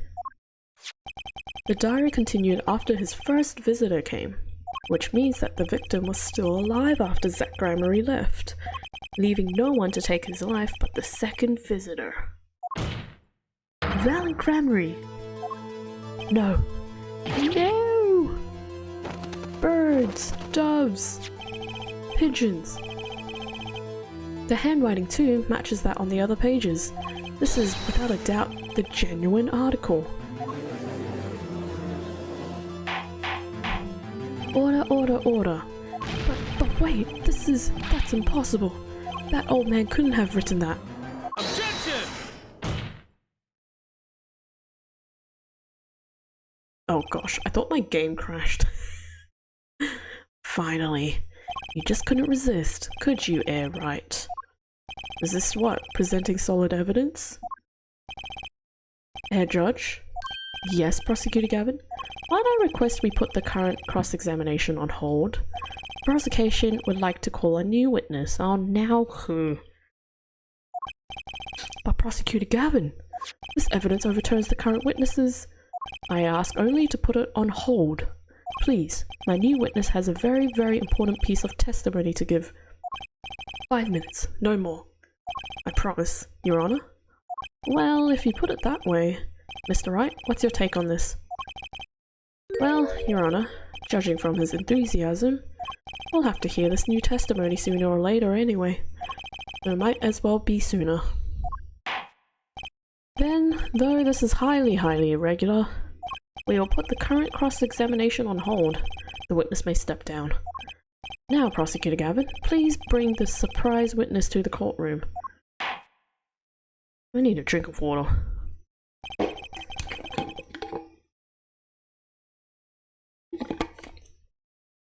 I had a bad feeling just then.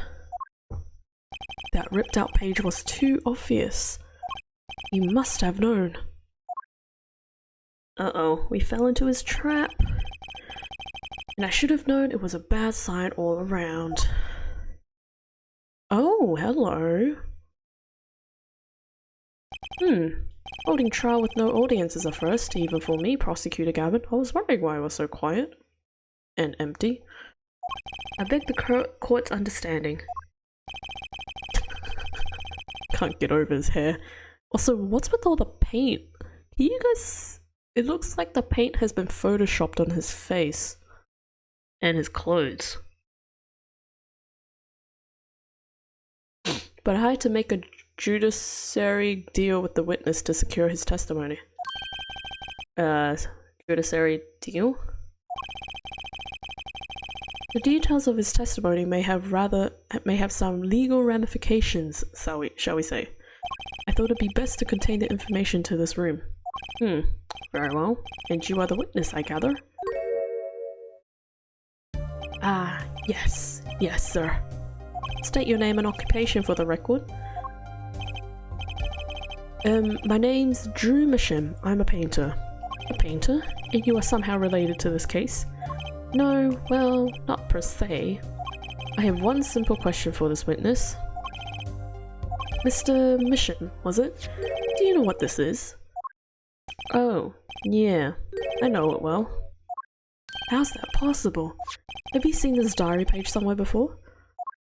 Oh yeah, I mean, I made it. You what?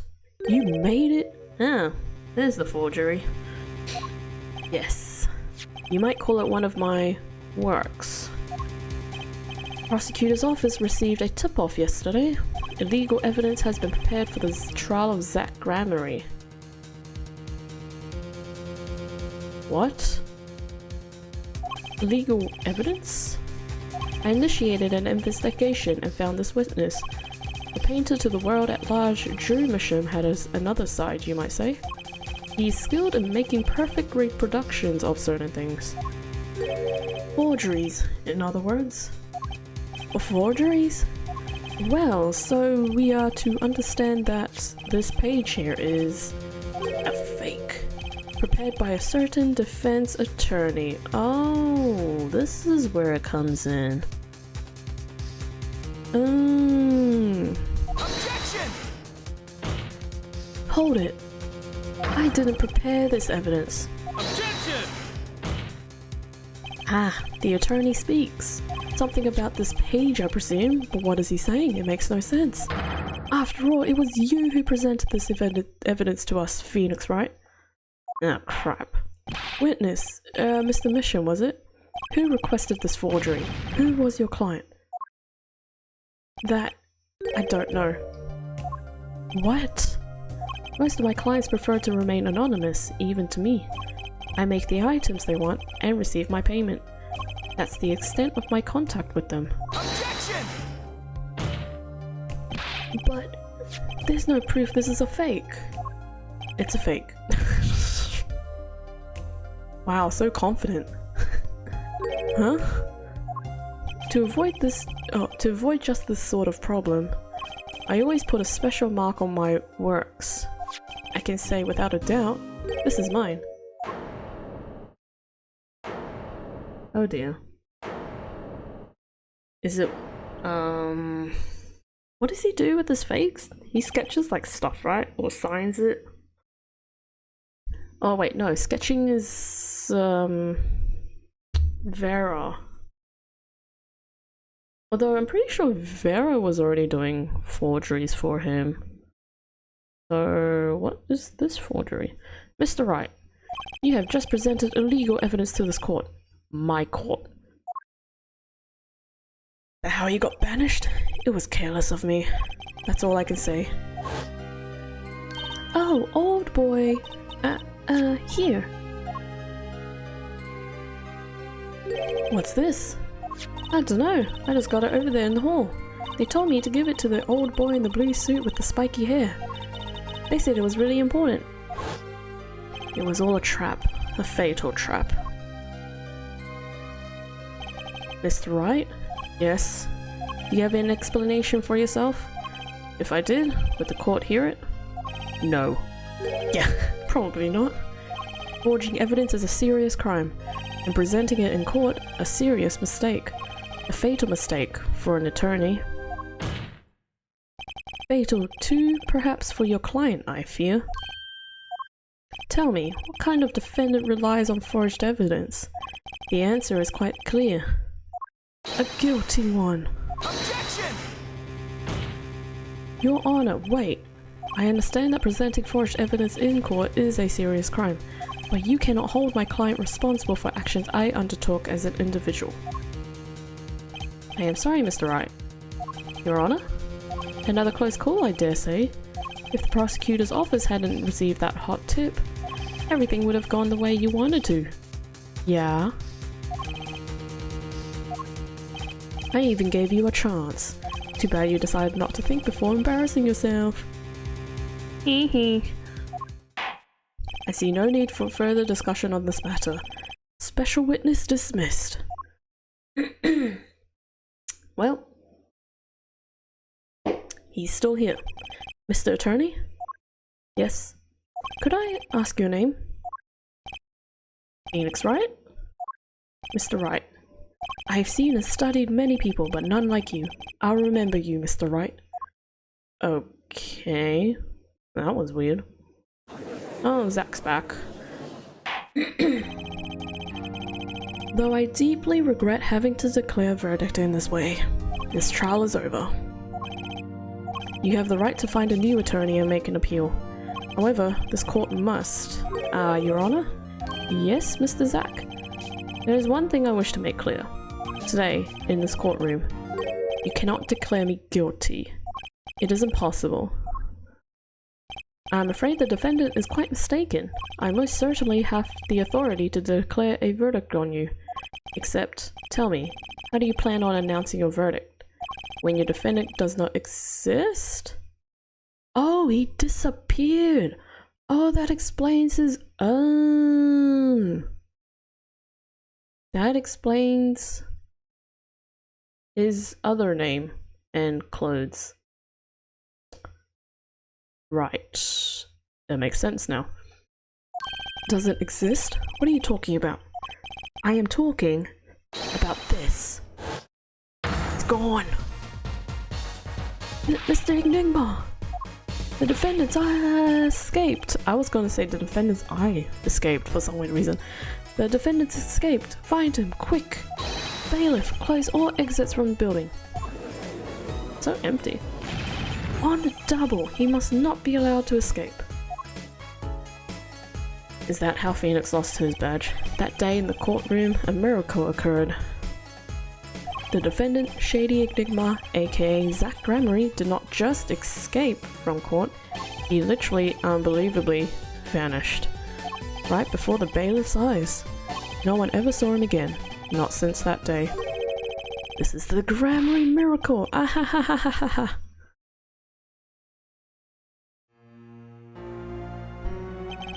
No verdict was declared, and I lost my badge. Sad. After all, the defendant didn't exist. That's how it happened. The trial of magician Zach Gramery vanished, along with him for all eternity.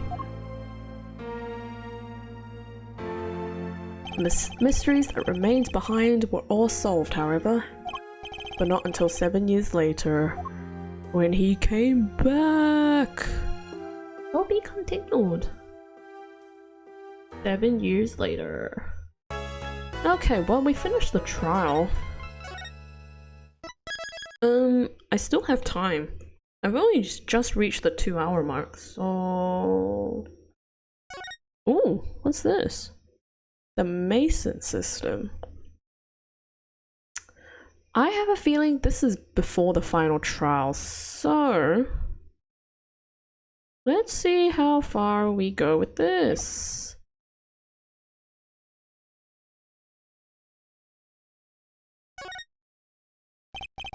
I might even stop halfway through. I don't know, we'll see. That trial 7 years ago was the beginning of it all. This I know beyond a doubt. The mysteries of the past work their magic on the present. But you'll soon be finding all of this out for yourself. Which of Magnifi Gramery's disciples pulled that trigger? Where did the vanishing defendant Zach Gramery go? What dark truth lurks behind the forged diary page? What happened to Trucy? There we go.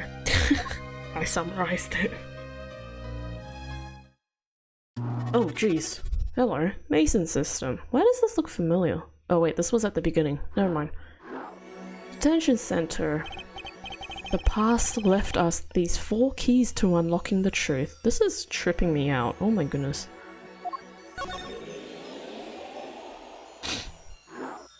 Oh, hello. But that's not all. There are 4 keys in the present as well. And when all the questions have found their answers, the final trial will begin. But first, you must chase the truth through then and now. What? like going... Are we actually doing like Matrix stuff? What is happening? I don't really remember this at all. Think of it as a game. Okay. That was kind of making me dizzy. I can't look at the background. It's actually kind of making me dizzy. I need to look at text. I, Phoenix Wright, will be your guide through this game. This is sounding like AI. Hello there. I, Phoenix Wright, will be your guide through this game. That terrible trial saw me present forged evidence. It ended half-finished when the defendant vanished. What became of me after that? As your investigation proceeds, the answer will become clear. Oh, and one more thing. There is something I must tell you. As the Polar Justice has his bracelet, so too do I have my own weapon of sorts. Your Magatama? Yes! What does it do, you ask? In case you did not play the previous Ace Attorney games, that I would have you see for yourself. Well now, shall we begin? Use L and R to jump between the past and present. But let's begin 7 years ago in the past. Are you serious? Are we going back? It is right after my last trial came to an abrupt end. Now that you know the game, let's play. Oh wow, okay. So if we go here, is there anything here? Nothing, okay. I like how it changes colors, that's pretty cool. Though it's very dizzy. How is this even possible? What is going on? The nightmare trial was over, and the new nightmare of figuring out what happened had just begun. I wanted to wake up, to walk away, but I figured I'm the only one who could do this, probably. And besides, I had plenty of time. Thanks to the Bar Association Review Board's decision, it's hard to work when your attorney's badge has been taken away. 7 years ago. Detention Center, visitor's room. Oh, we're visiting him. What strange sight doth mine eyes behold? Excuse me. Yeah, that was a bit too Shakespearean. Two men on either side of a single transparent pane. Yet it seems fickle fate has switched sides, so to speak. The forger of fakes walks freely, while the innocent languishes within these flexiglass confines. There's been no proof that I forged anything. Nor proof that I took the life of my dear mentor. Yet, these chains cannot hold me for long. The stage waits. And what, may I ask, awaits you? A little piano and a cold little hole in the wall? But since you are here, what shall we discuss? The shooting of Magnifi Grammary for one? Who pulled that trigger, Valent or his partner Zack? His partner vanished before the answer could be found. If I'm going to get any closer to the truth, this is the place to start. Oh! I'm assuming if I click that, that will get me back to the whole cyberspace looking thing. Thanks again to everyone who's lurking, hanging out. Appreciate you guys. Hope you guys are enjoying the stream. And once again, I apologize for the glitches. I have to hand it to my partner. He knows how to make an exit, that's talent. Sorry, just give me like 1 minute.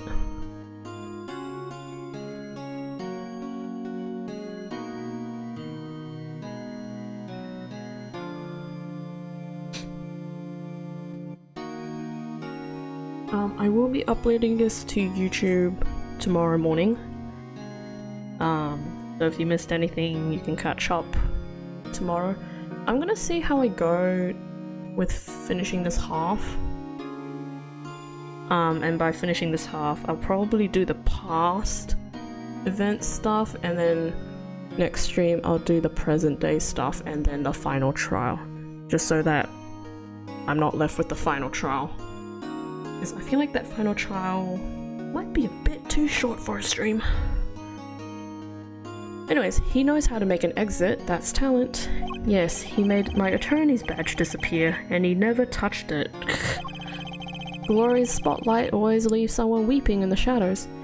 Yet his very disappearance is itself a revelation. Revealing what? That Grammary killed Magnify. It's as good as a signed confession. That's certainly been public opinion's take on it. I grow tired of my cage, and the time of my release is near. I must go and prepare. Planning on jumping back into the magic right away? As long as an audience waits with bated breath, they will be valiant. And also, yes? Now that my partner has disappeared, Magnify's repertoire is mine. Valiant Grammary has a tradition to uphold. Is that true? Seen in this light, the trial was quite good to me, verdict or no. And you can't pay for that kind of publicity. You are such a stuck-up dude. The suspicion on you hasn't lifted entirely, Valiant. After all, you received one of those letters too. You were just as obligated to follow Magnify's instructions as your partner. So I was, but only Zach Grammary followed them. Let us not speak any more of who shot what.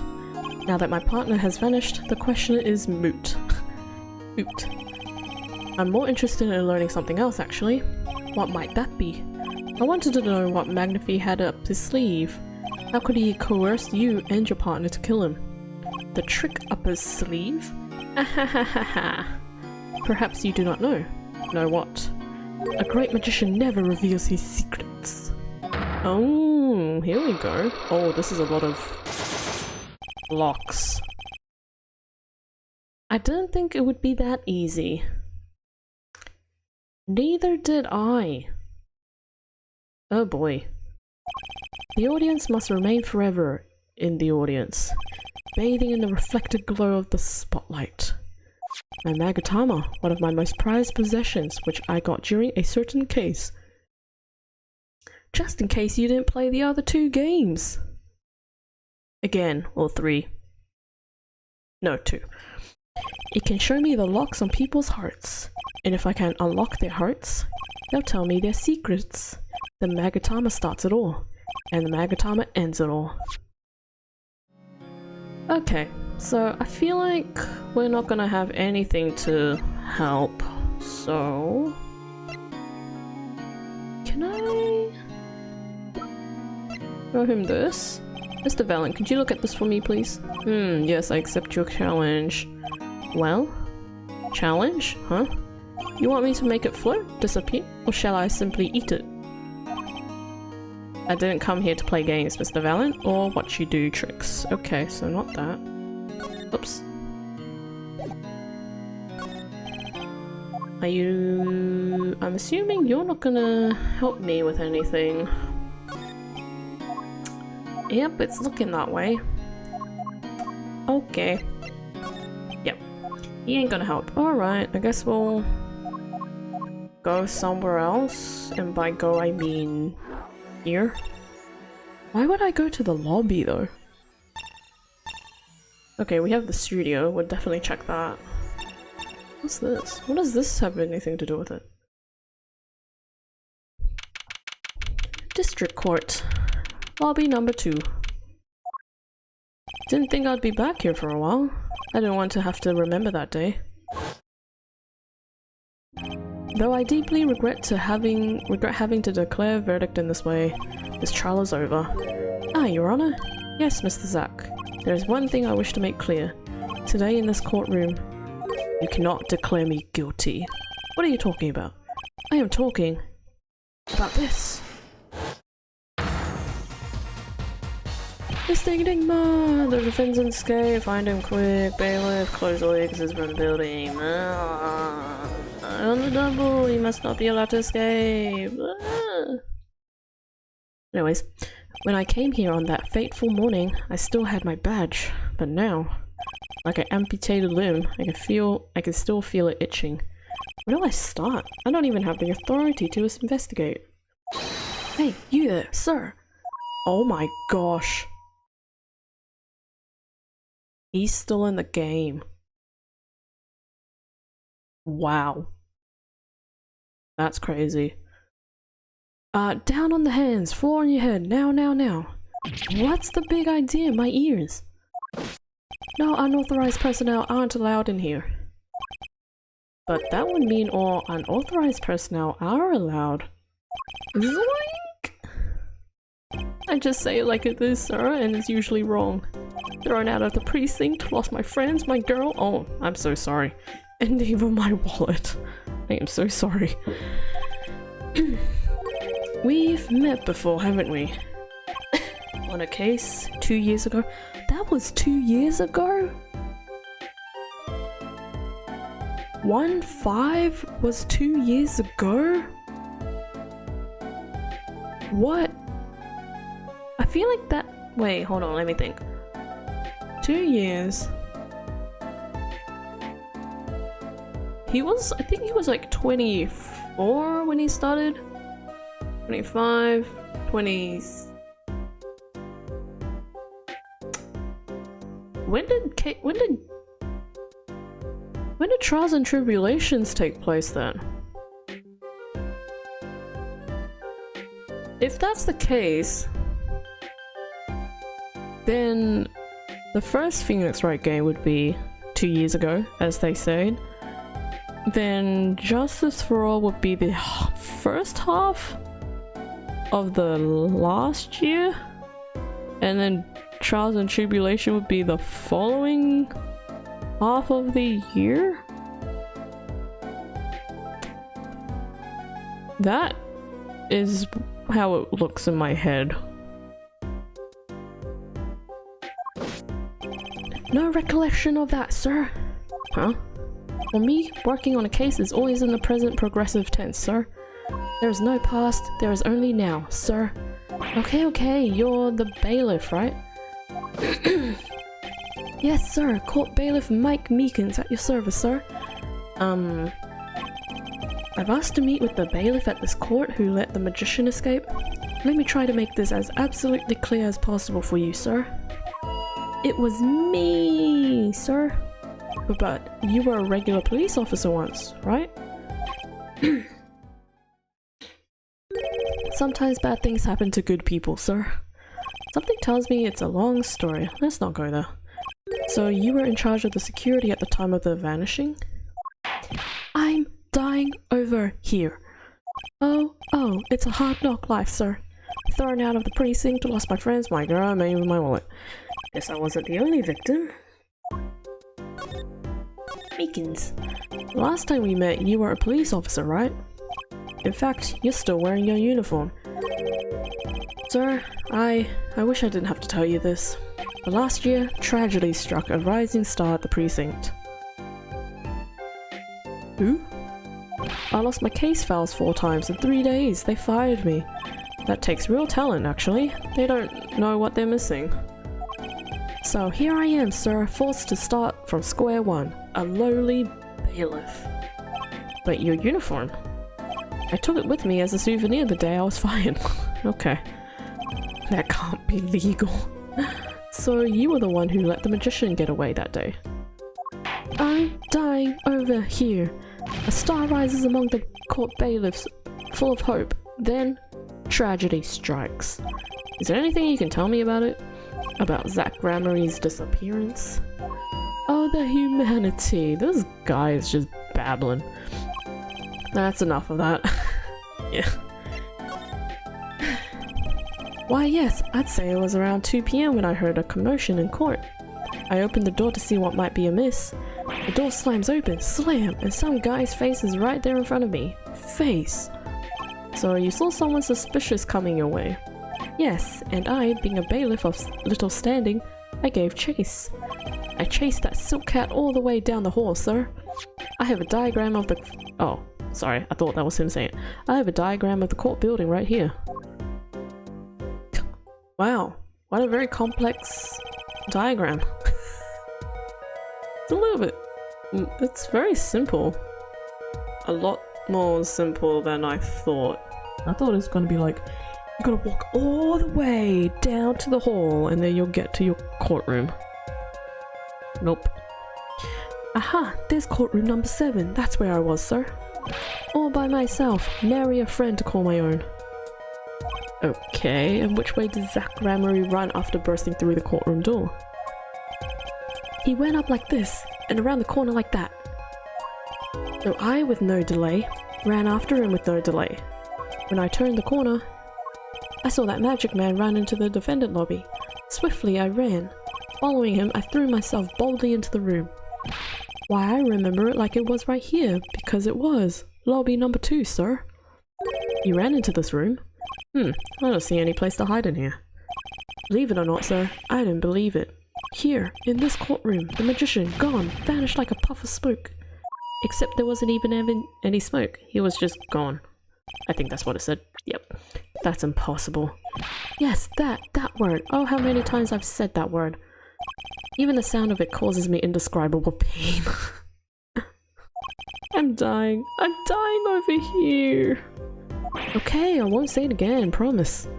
But you have to admit, it's difficult to vanish into thin air. Did you search the lobby? I searched. Why the pause? It's suspicious of a pause. There wasn't nothing here at all, sir. Are we gonna have to dig out your secrets? That's right, nothing was here, sir. How can you talk so loud and still be hiding something? Yeah, he's gonna have something he's hiding. So Zach was in this room when he vanished? Absolutely, sir. I saw him with my own eyes. That red silk hat, that flowing cap. He ran right in here, right inside this room. Silk hat, cape. That's Zach, alright. But sir, look at the room. There's not a single place to hide. Sir, there's nothing I could do, but nothing, sir. I just had this thought. What if the person he was chasing was Trucy? Because Trucy is also wearing the same colored hat and cape. So he probably got mistaken and chased Trucy instead? What about now? Have any ideas? Sir! Ideas about what exactly, sir, if you don't mind me asking? You've had quite a bit of a time since then. Has nothing occurred to you at all? Do you have any idea what trick he might have used to disappear like that? Yeah, I have a feeling Trucy's involved with this. Oh dear. There it is. Oh, he's only got 2. Oh, that's not bad. Cyclops! I should have known. Okay, so here's one. Great. We're gonna end the inquiry. Go here.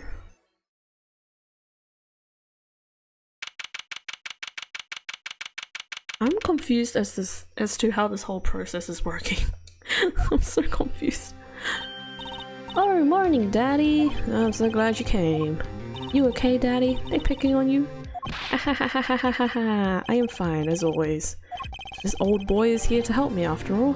That's young man to you. Good morning. Oh, good morning. That's a cute outfit you have on.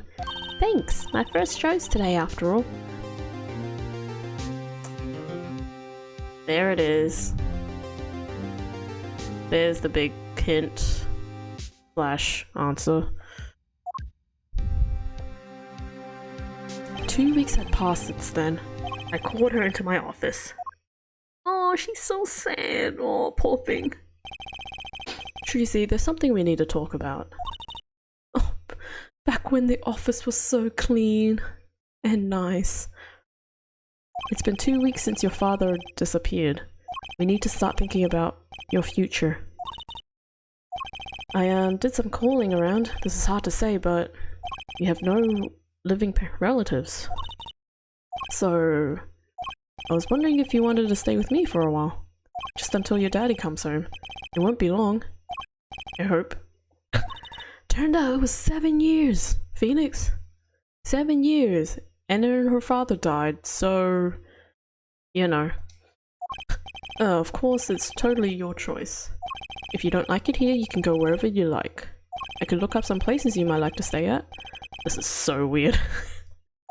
Mr. Attorney, Daddy told me about you. He said I could trust you. Oh, she's so cute. She's so cute. Huh? Really?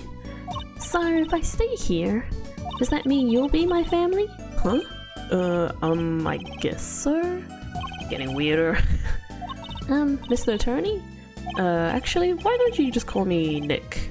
Oh, we're going back to nickname basis. Haha, nickname. Get it? Or you can call me Daddy if you like. It doesn't have to be today or anything. Oh, so sweet. Okay, say Daddy. That was quick. Yes. If I move here, I have to switch schools, right? And I was thinking, I haven't paid for lunches at my last school. For a year? Oh. So thanks, Daddy. Ah. Oh, and this office, it's a little bleh. He's saying a lot for an 8-year-old. A little color goes a long way, you know. Ah. Oh, and Daddy, you got fired from work, right? Don't you worry one bit. I'll work twice as hard. We'll make it through this. Tracy, how old are you? Oh, I'm 8. But don't let appearances deceive you. I'm a young professional. Stick with me and you'll do just fine, Daddy. Ah, thanks. Why does it feel like she's already in charge? Hey, Daddy, you got fired from being a lawyer, right? You could at least kind of look aside or something when you say that. It's actually kind of hard for me. For Daddy. Oh, I'm sorry, Daddy. Wait, it's foolish pride. My other daddy always used to talk about it. Oh, she says my other daddy. Oh. That's so sad. Actually, that's pretty accurate. So here's my idea. We'll make a new office. Law just seems so stiff, doesn't it? And no one will be my friend at school that way. Well, that won't do, I guess. I just don't know much about anything other than law. Or even much about law if you were to ask some people. Maybe the problem is calling it an office. We should run an agency instead. You mean like a talent agency? Forgive me for asking, but doesn't that require talent? You've got me, don't ya? I'm a professional. A professional? Yep. After all, I'm directly descended from the famous Zach Gramarye. Directly descended? He's your father. Oh. And now I'm directly descended from the famous Phoenix Wright too. Oh dear. I think an 8-year-old just massaged my ego. Oh dear. Could you tell me a bit more about your daddy? Zach Gramarye? Daddy? Sure thing, Daddy. Which daddy was that again? Daddy's so amazing. The biggest star of the troupe Gramarye, and they're big. The Gramaryes. They were on television a lot. Haven't seen them on much recently, come to think of it. Big magic happens when you put Zach and Valiant Gramarye together, you know? Once they made a giant waterfall right there on the stage, and this giant trout swam up the giant waterfall. Let me guess, there was a giant fisherman waiting for him at the top. I wish I could have seen more of Daddy's magic. Ack, I shouldn't have brought it up so soon. I wonder what will happen to me with Mom or Daddy and Mommy being gone. Oh dear. Mommy? Yeah, what about Mommy? I haven't heard anything about Tracy's mother.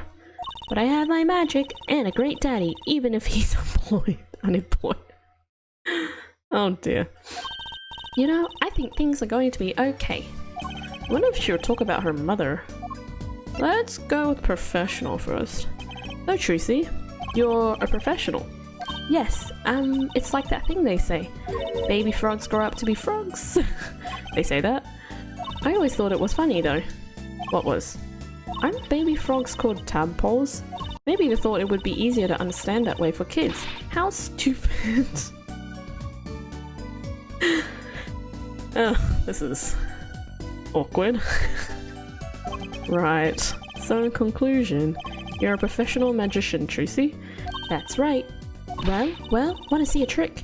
You're going to do a magic trick? Yeah, sure. Actually, I would like to see your trick. The future of the agency depends on it after all. That's the spirit. Ready? Here goes. Ta-da! Is it Mr. Hat? Oh, she's so small! She's so small! Oh, what a cutie. Can't get over her. Hey folks, it's Mr. Hat. I gotta say, it's good to be seen. Yarg! Whoa, that was startling. The amazing Mr. Hat, isn't he great? Your friendly neighborhood Mr. Hat at your service. He certainly makes an impression. Doesn't he? Ha ha ha. I'm so glad you like him, Daddy. Though my routines do get a bit heady at times, haha, get it? Heady? Or heady? Heady. Heady? I don't know. My friendly neighborhood Mr. Hat nearly gave me a heart attack. Oh, evidence. Oh, I see the picture now. Or the connection rather. Could you tell me about your mommy, if that's okay? Mommy was so pretty. She was like an angel up on stage. On stage? You mean with your daddy? Yep. She was always there with Zach and Valink, smiling. But then, she went away. Went away? It was a grand illusion, but she made a mistake. She vanished, and I guess she didn't know how to get back. Maybe so. I cried then. A lot. That's when Daddy gave me this. Here.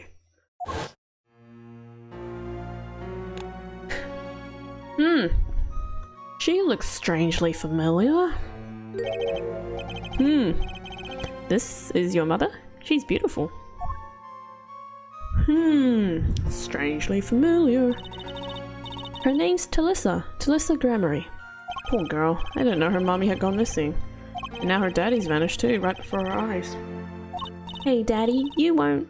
Don't worry, I won't vanish, I promise. Right, you can't even do magic. You're like a backup plan. Okay. Daddy always said to have a backup plan. I guess all I rate as is a backup plan. Okay. I think that's probably enough for today. Sorry to ask you so much all at once like that. It's okay, after all, we're family. I just hope you're ready. The Right Talent Agency opens tomorrow. What? But are we representing anyone? Me and you? That makes two, Daddy. I think you need more than that to make an agency. Besides, you may be a magician, but I'm no talent.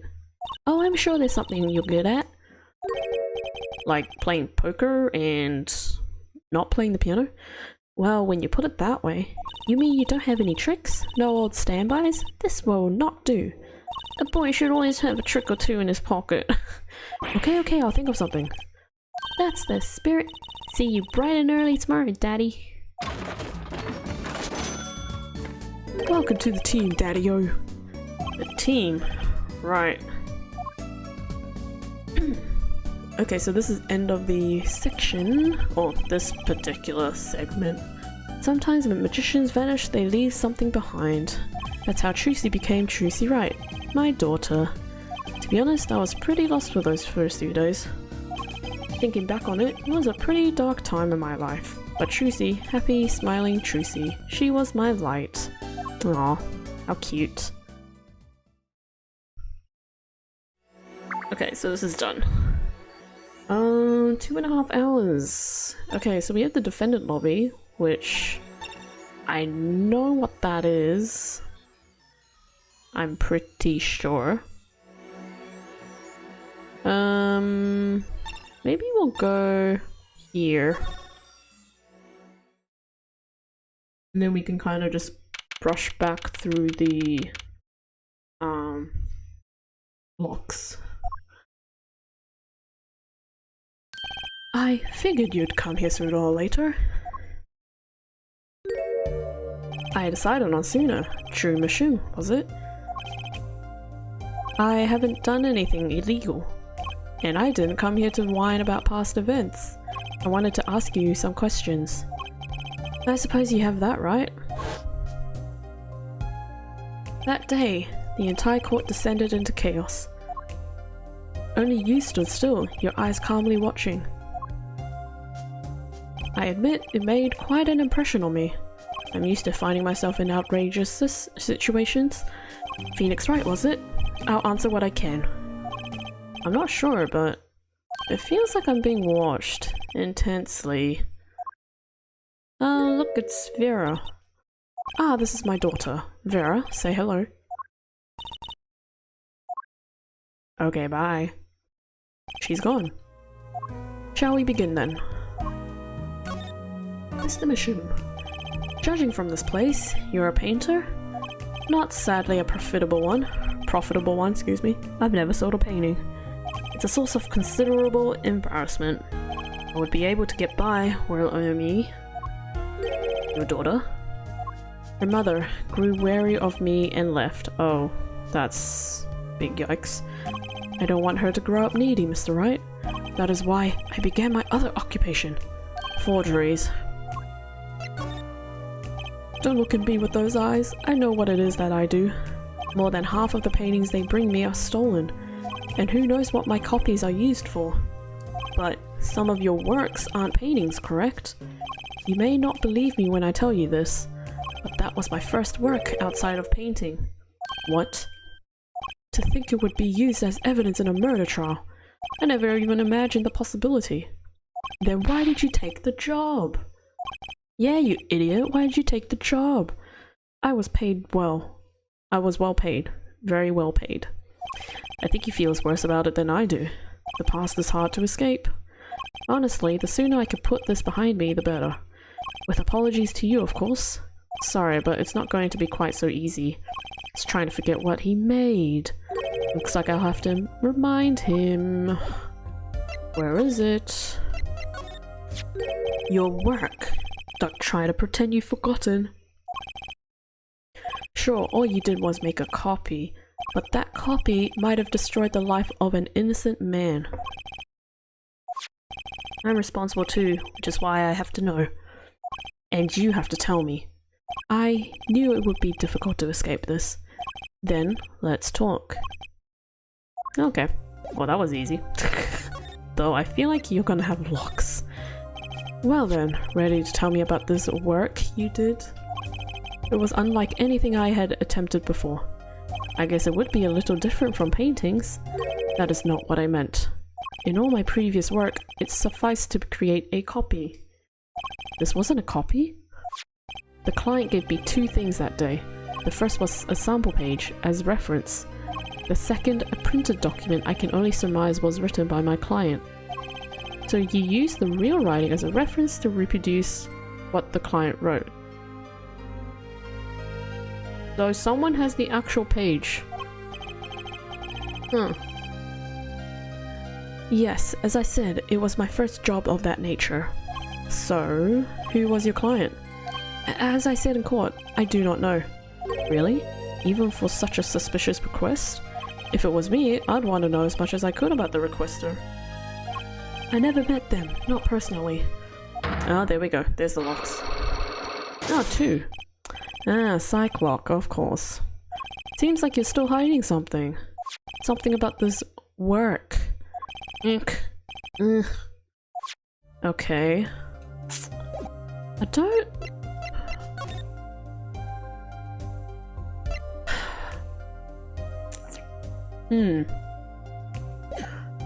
We'll end that. We'll go back to the defendant lobby. We'll see if we can break Meekins.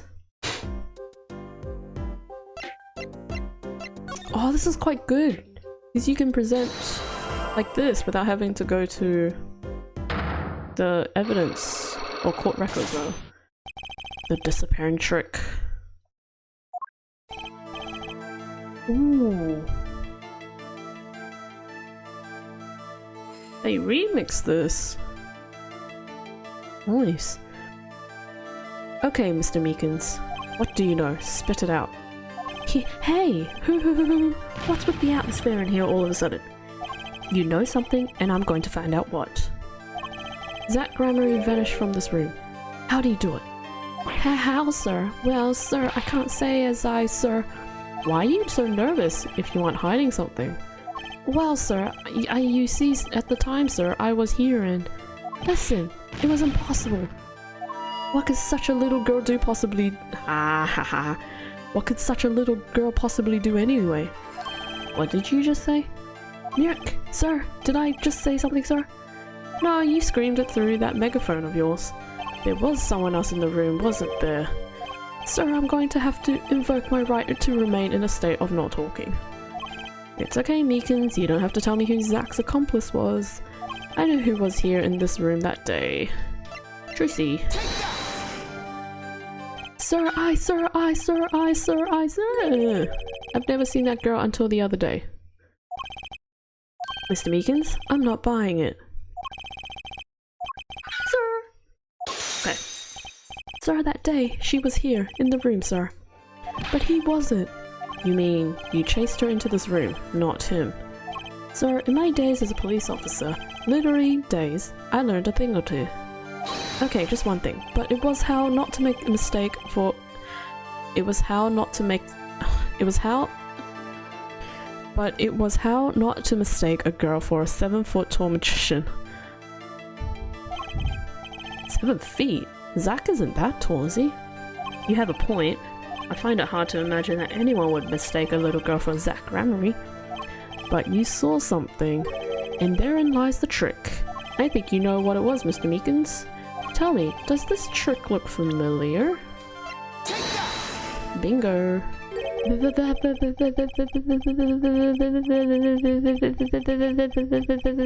What's that? That girl's favorite trick, the amazing Mr. Hat. She uses it in her showdown at the Wonder Bar. Have you been to the Wonder Bar?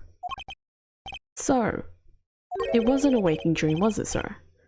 Come again? That night, on stage, I saw a vision, except it wasn't a vision. It was a hat. An amazing Mr. Hat! He really exists! There we go. Oh, I was right. My intuition was right. I remember it clearly, though the details are a little vague.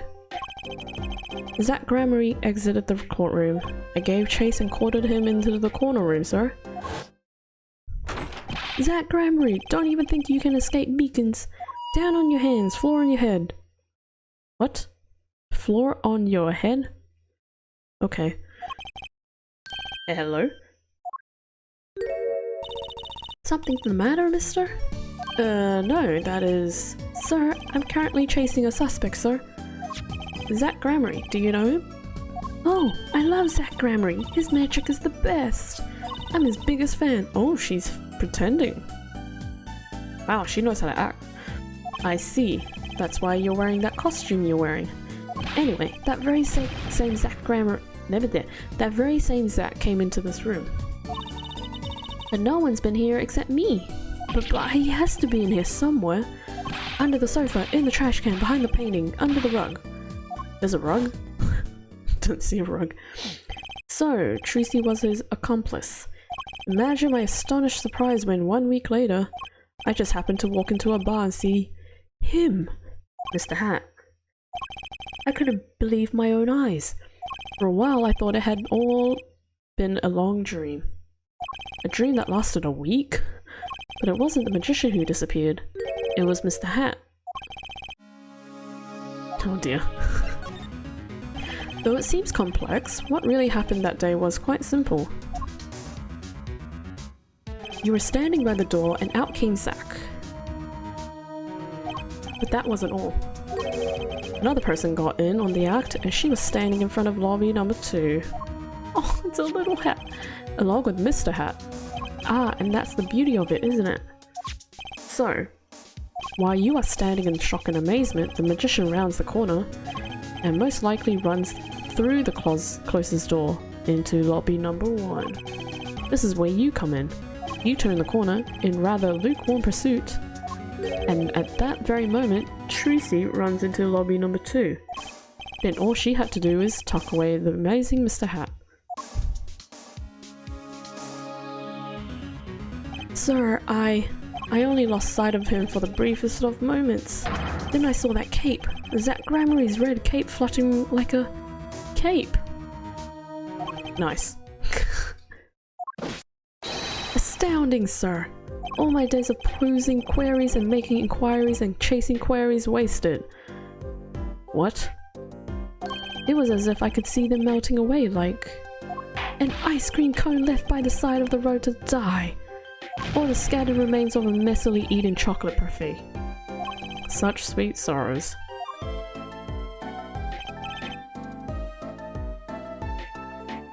There. Sorry, just got a hair in my mouth. I'm sorry. I had no idea how much you'd suffer on account of this case. It's an honor, sir. I've apologized to many people. I've apologized to people many times. Sometimes more than once. But this is the first time anyone's ever apologized to me! Actually, about that girl. I'm sort of her guardian now. Is that so? Sir, you should know that I harbor no ill feelings whatsoever in my harbor. Okay. I let the defendant escape, that's the stone cold truth. Just another step on my way from singing the blues to wearing the blues. Someday, sir, I'll be standing side by side with the great Detective Gumshoe. Guamshoe? Is that a typo? Or is that how he's saying it? Mr. Meekins, this is a free ticket to the show at the Wonder Bar. If you want. It's an honor, sir. Sir, I can't count the number of things I had taken from me, sir. But no one's ever given me anything for free. Oh, what's that? Oh.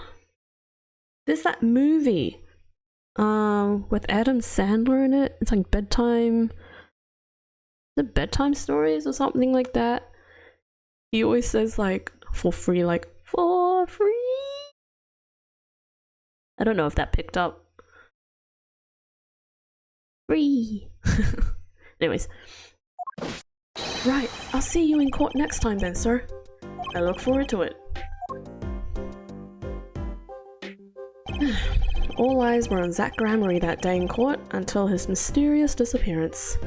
Now part of the mystery's been revealed, but the magician remained out of sight.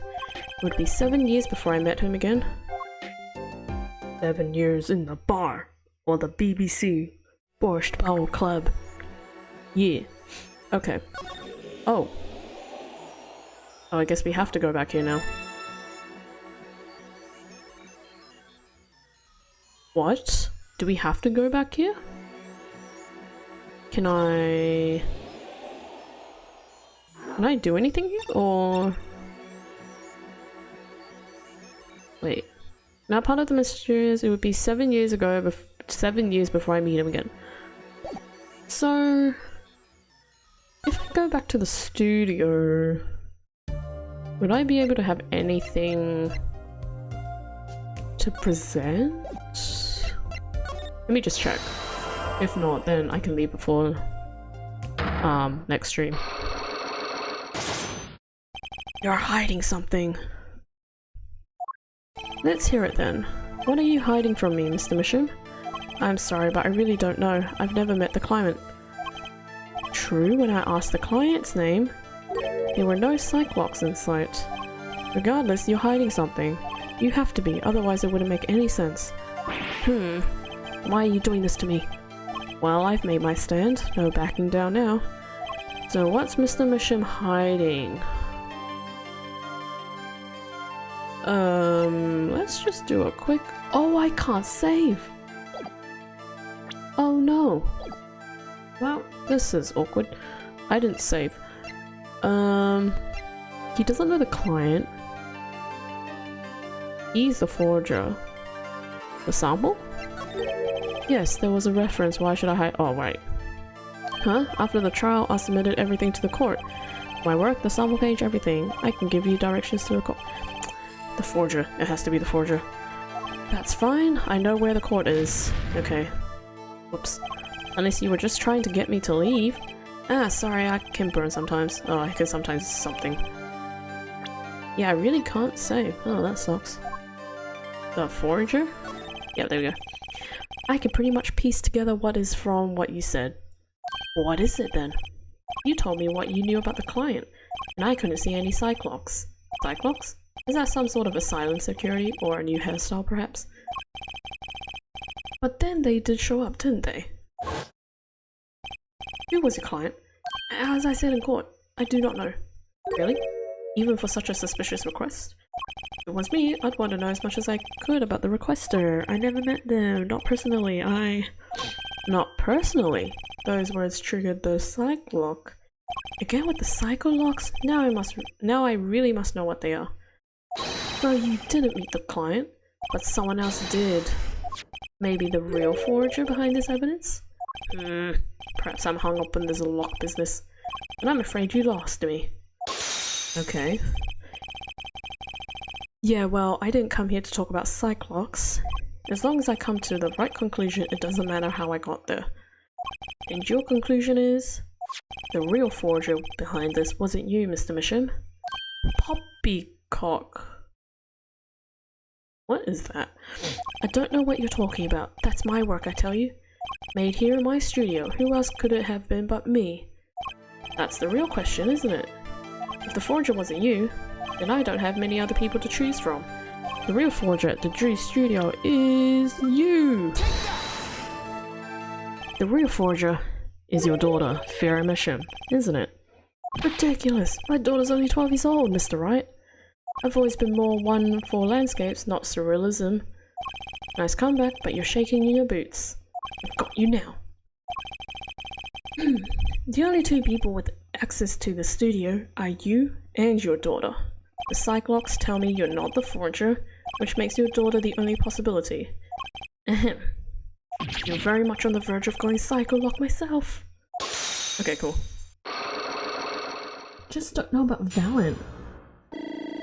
Oh, I got my bar back. Thank you. I don't know how you knew, but you're right. The one who made this page was my daughter, Vera, not I. She's only 12, a genius you might call her. A precocious... Precocious?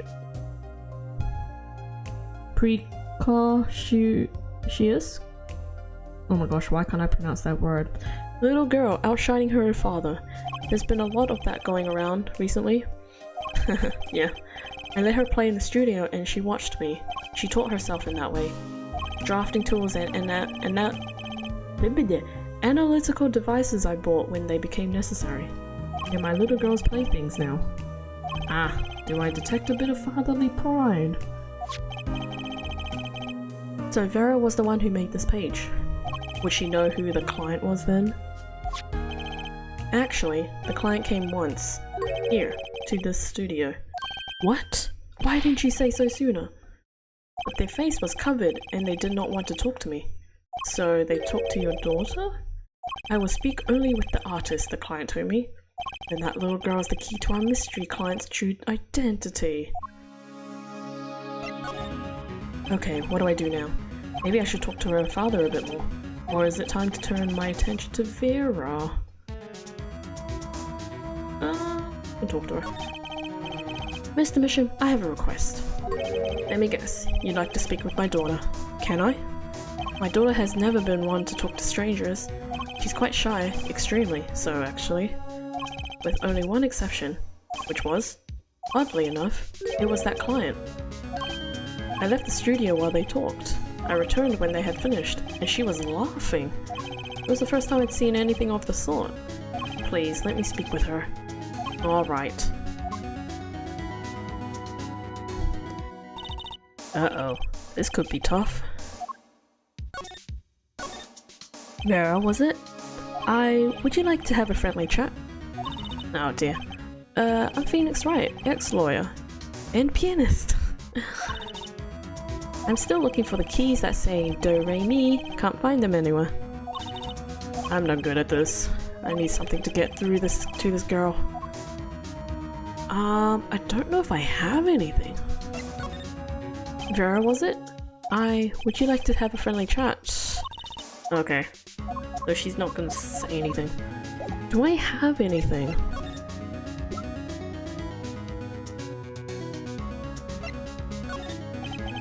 What do you think about this? I think I just made her nervous.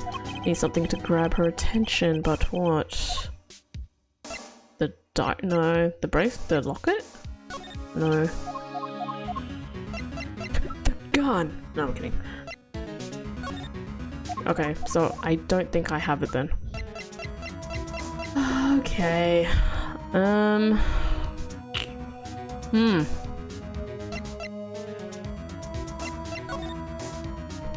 Well, this is quite a predicament.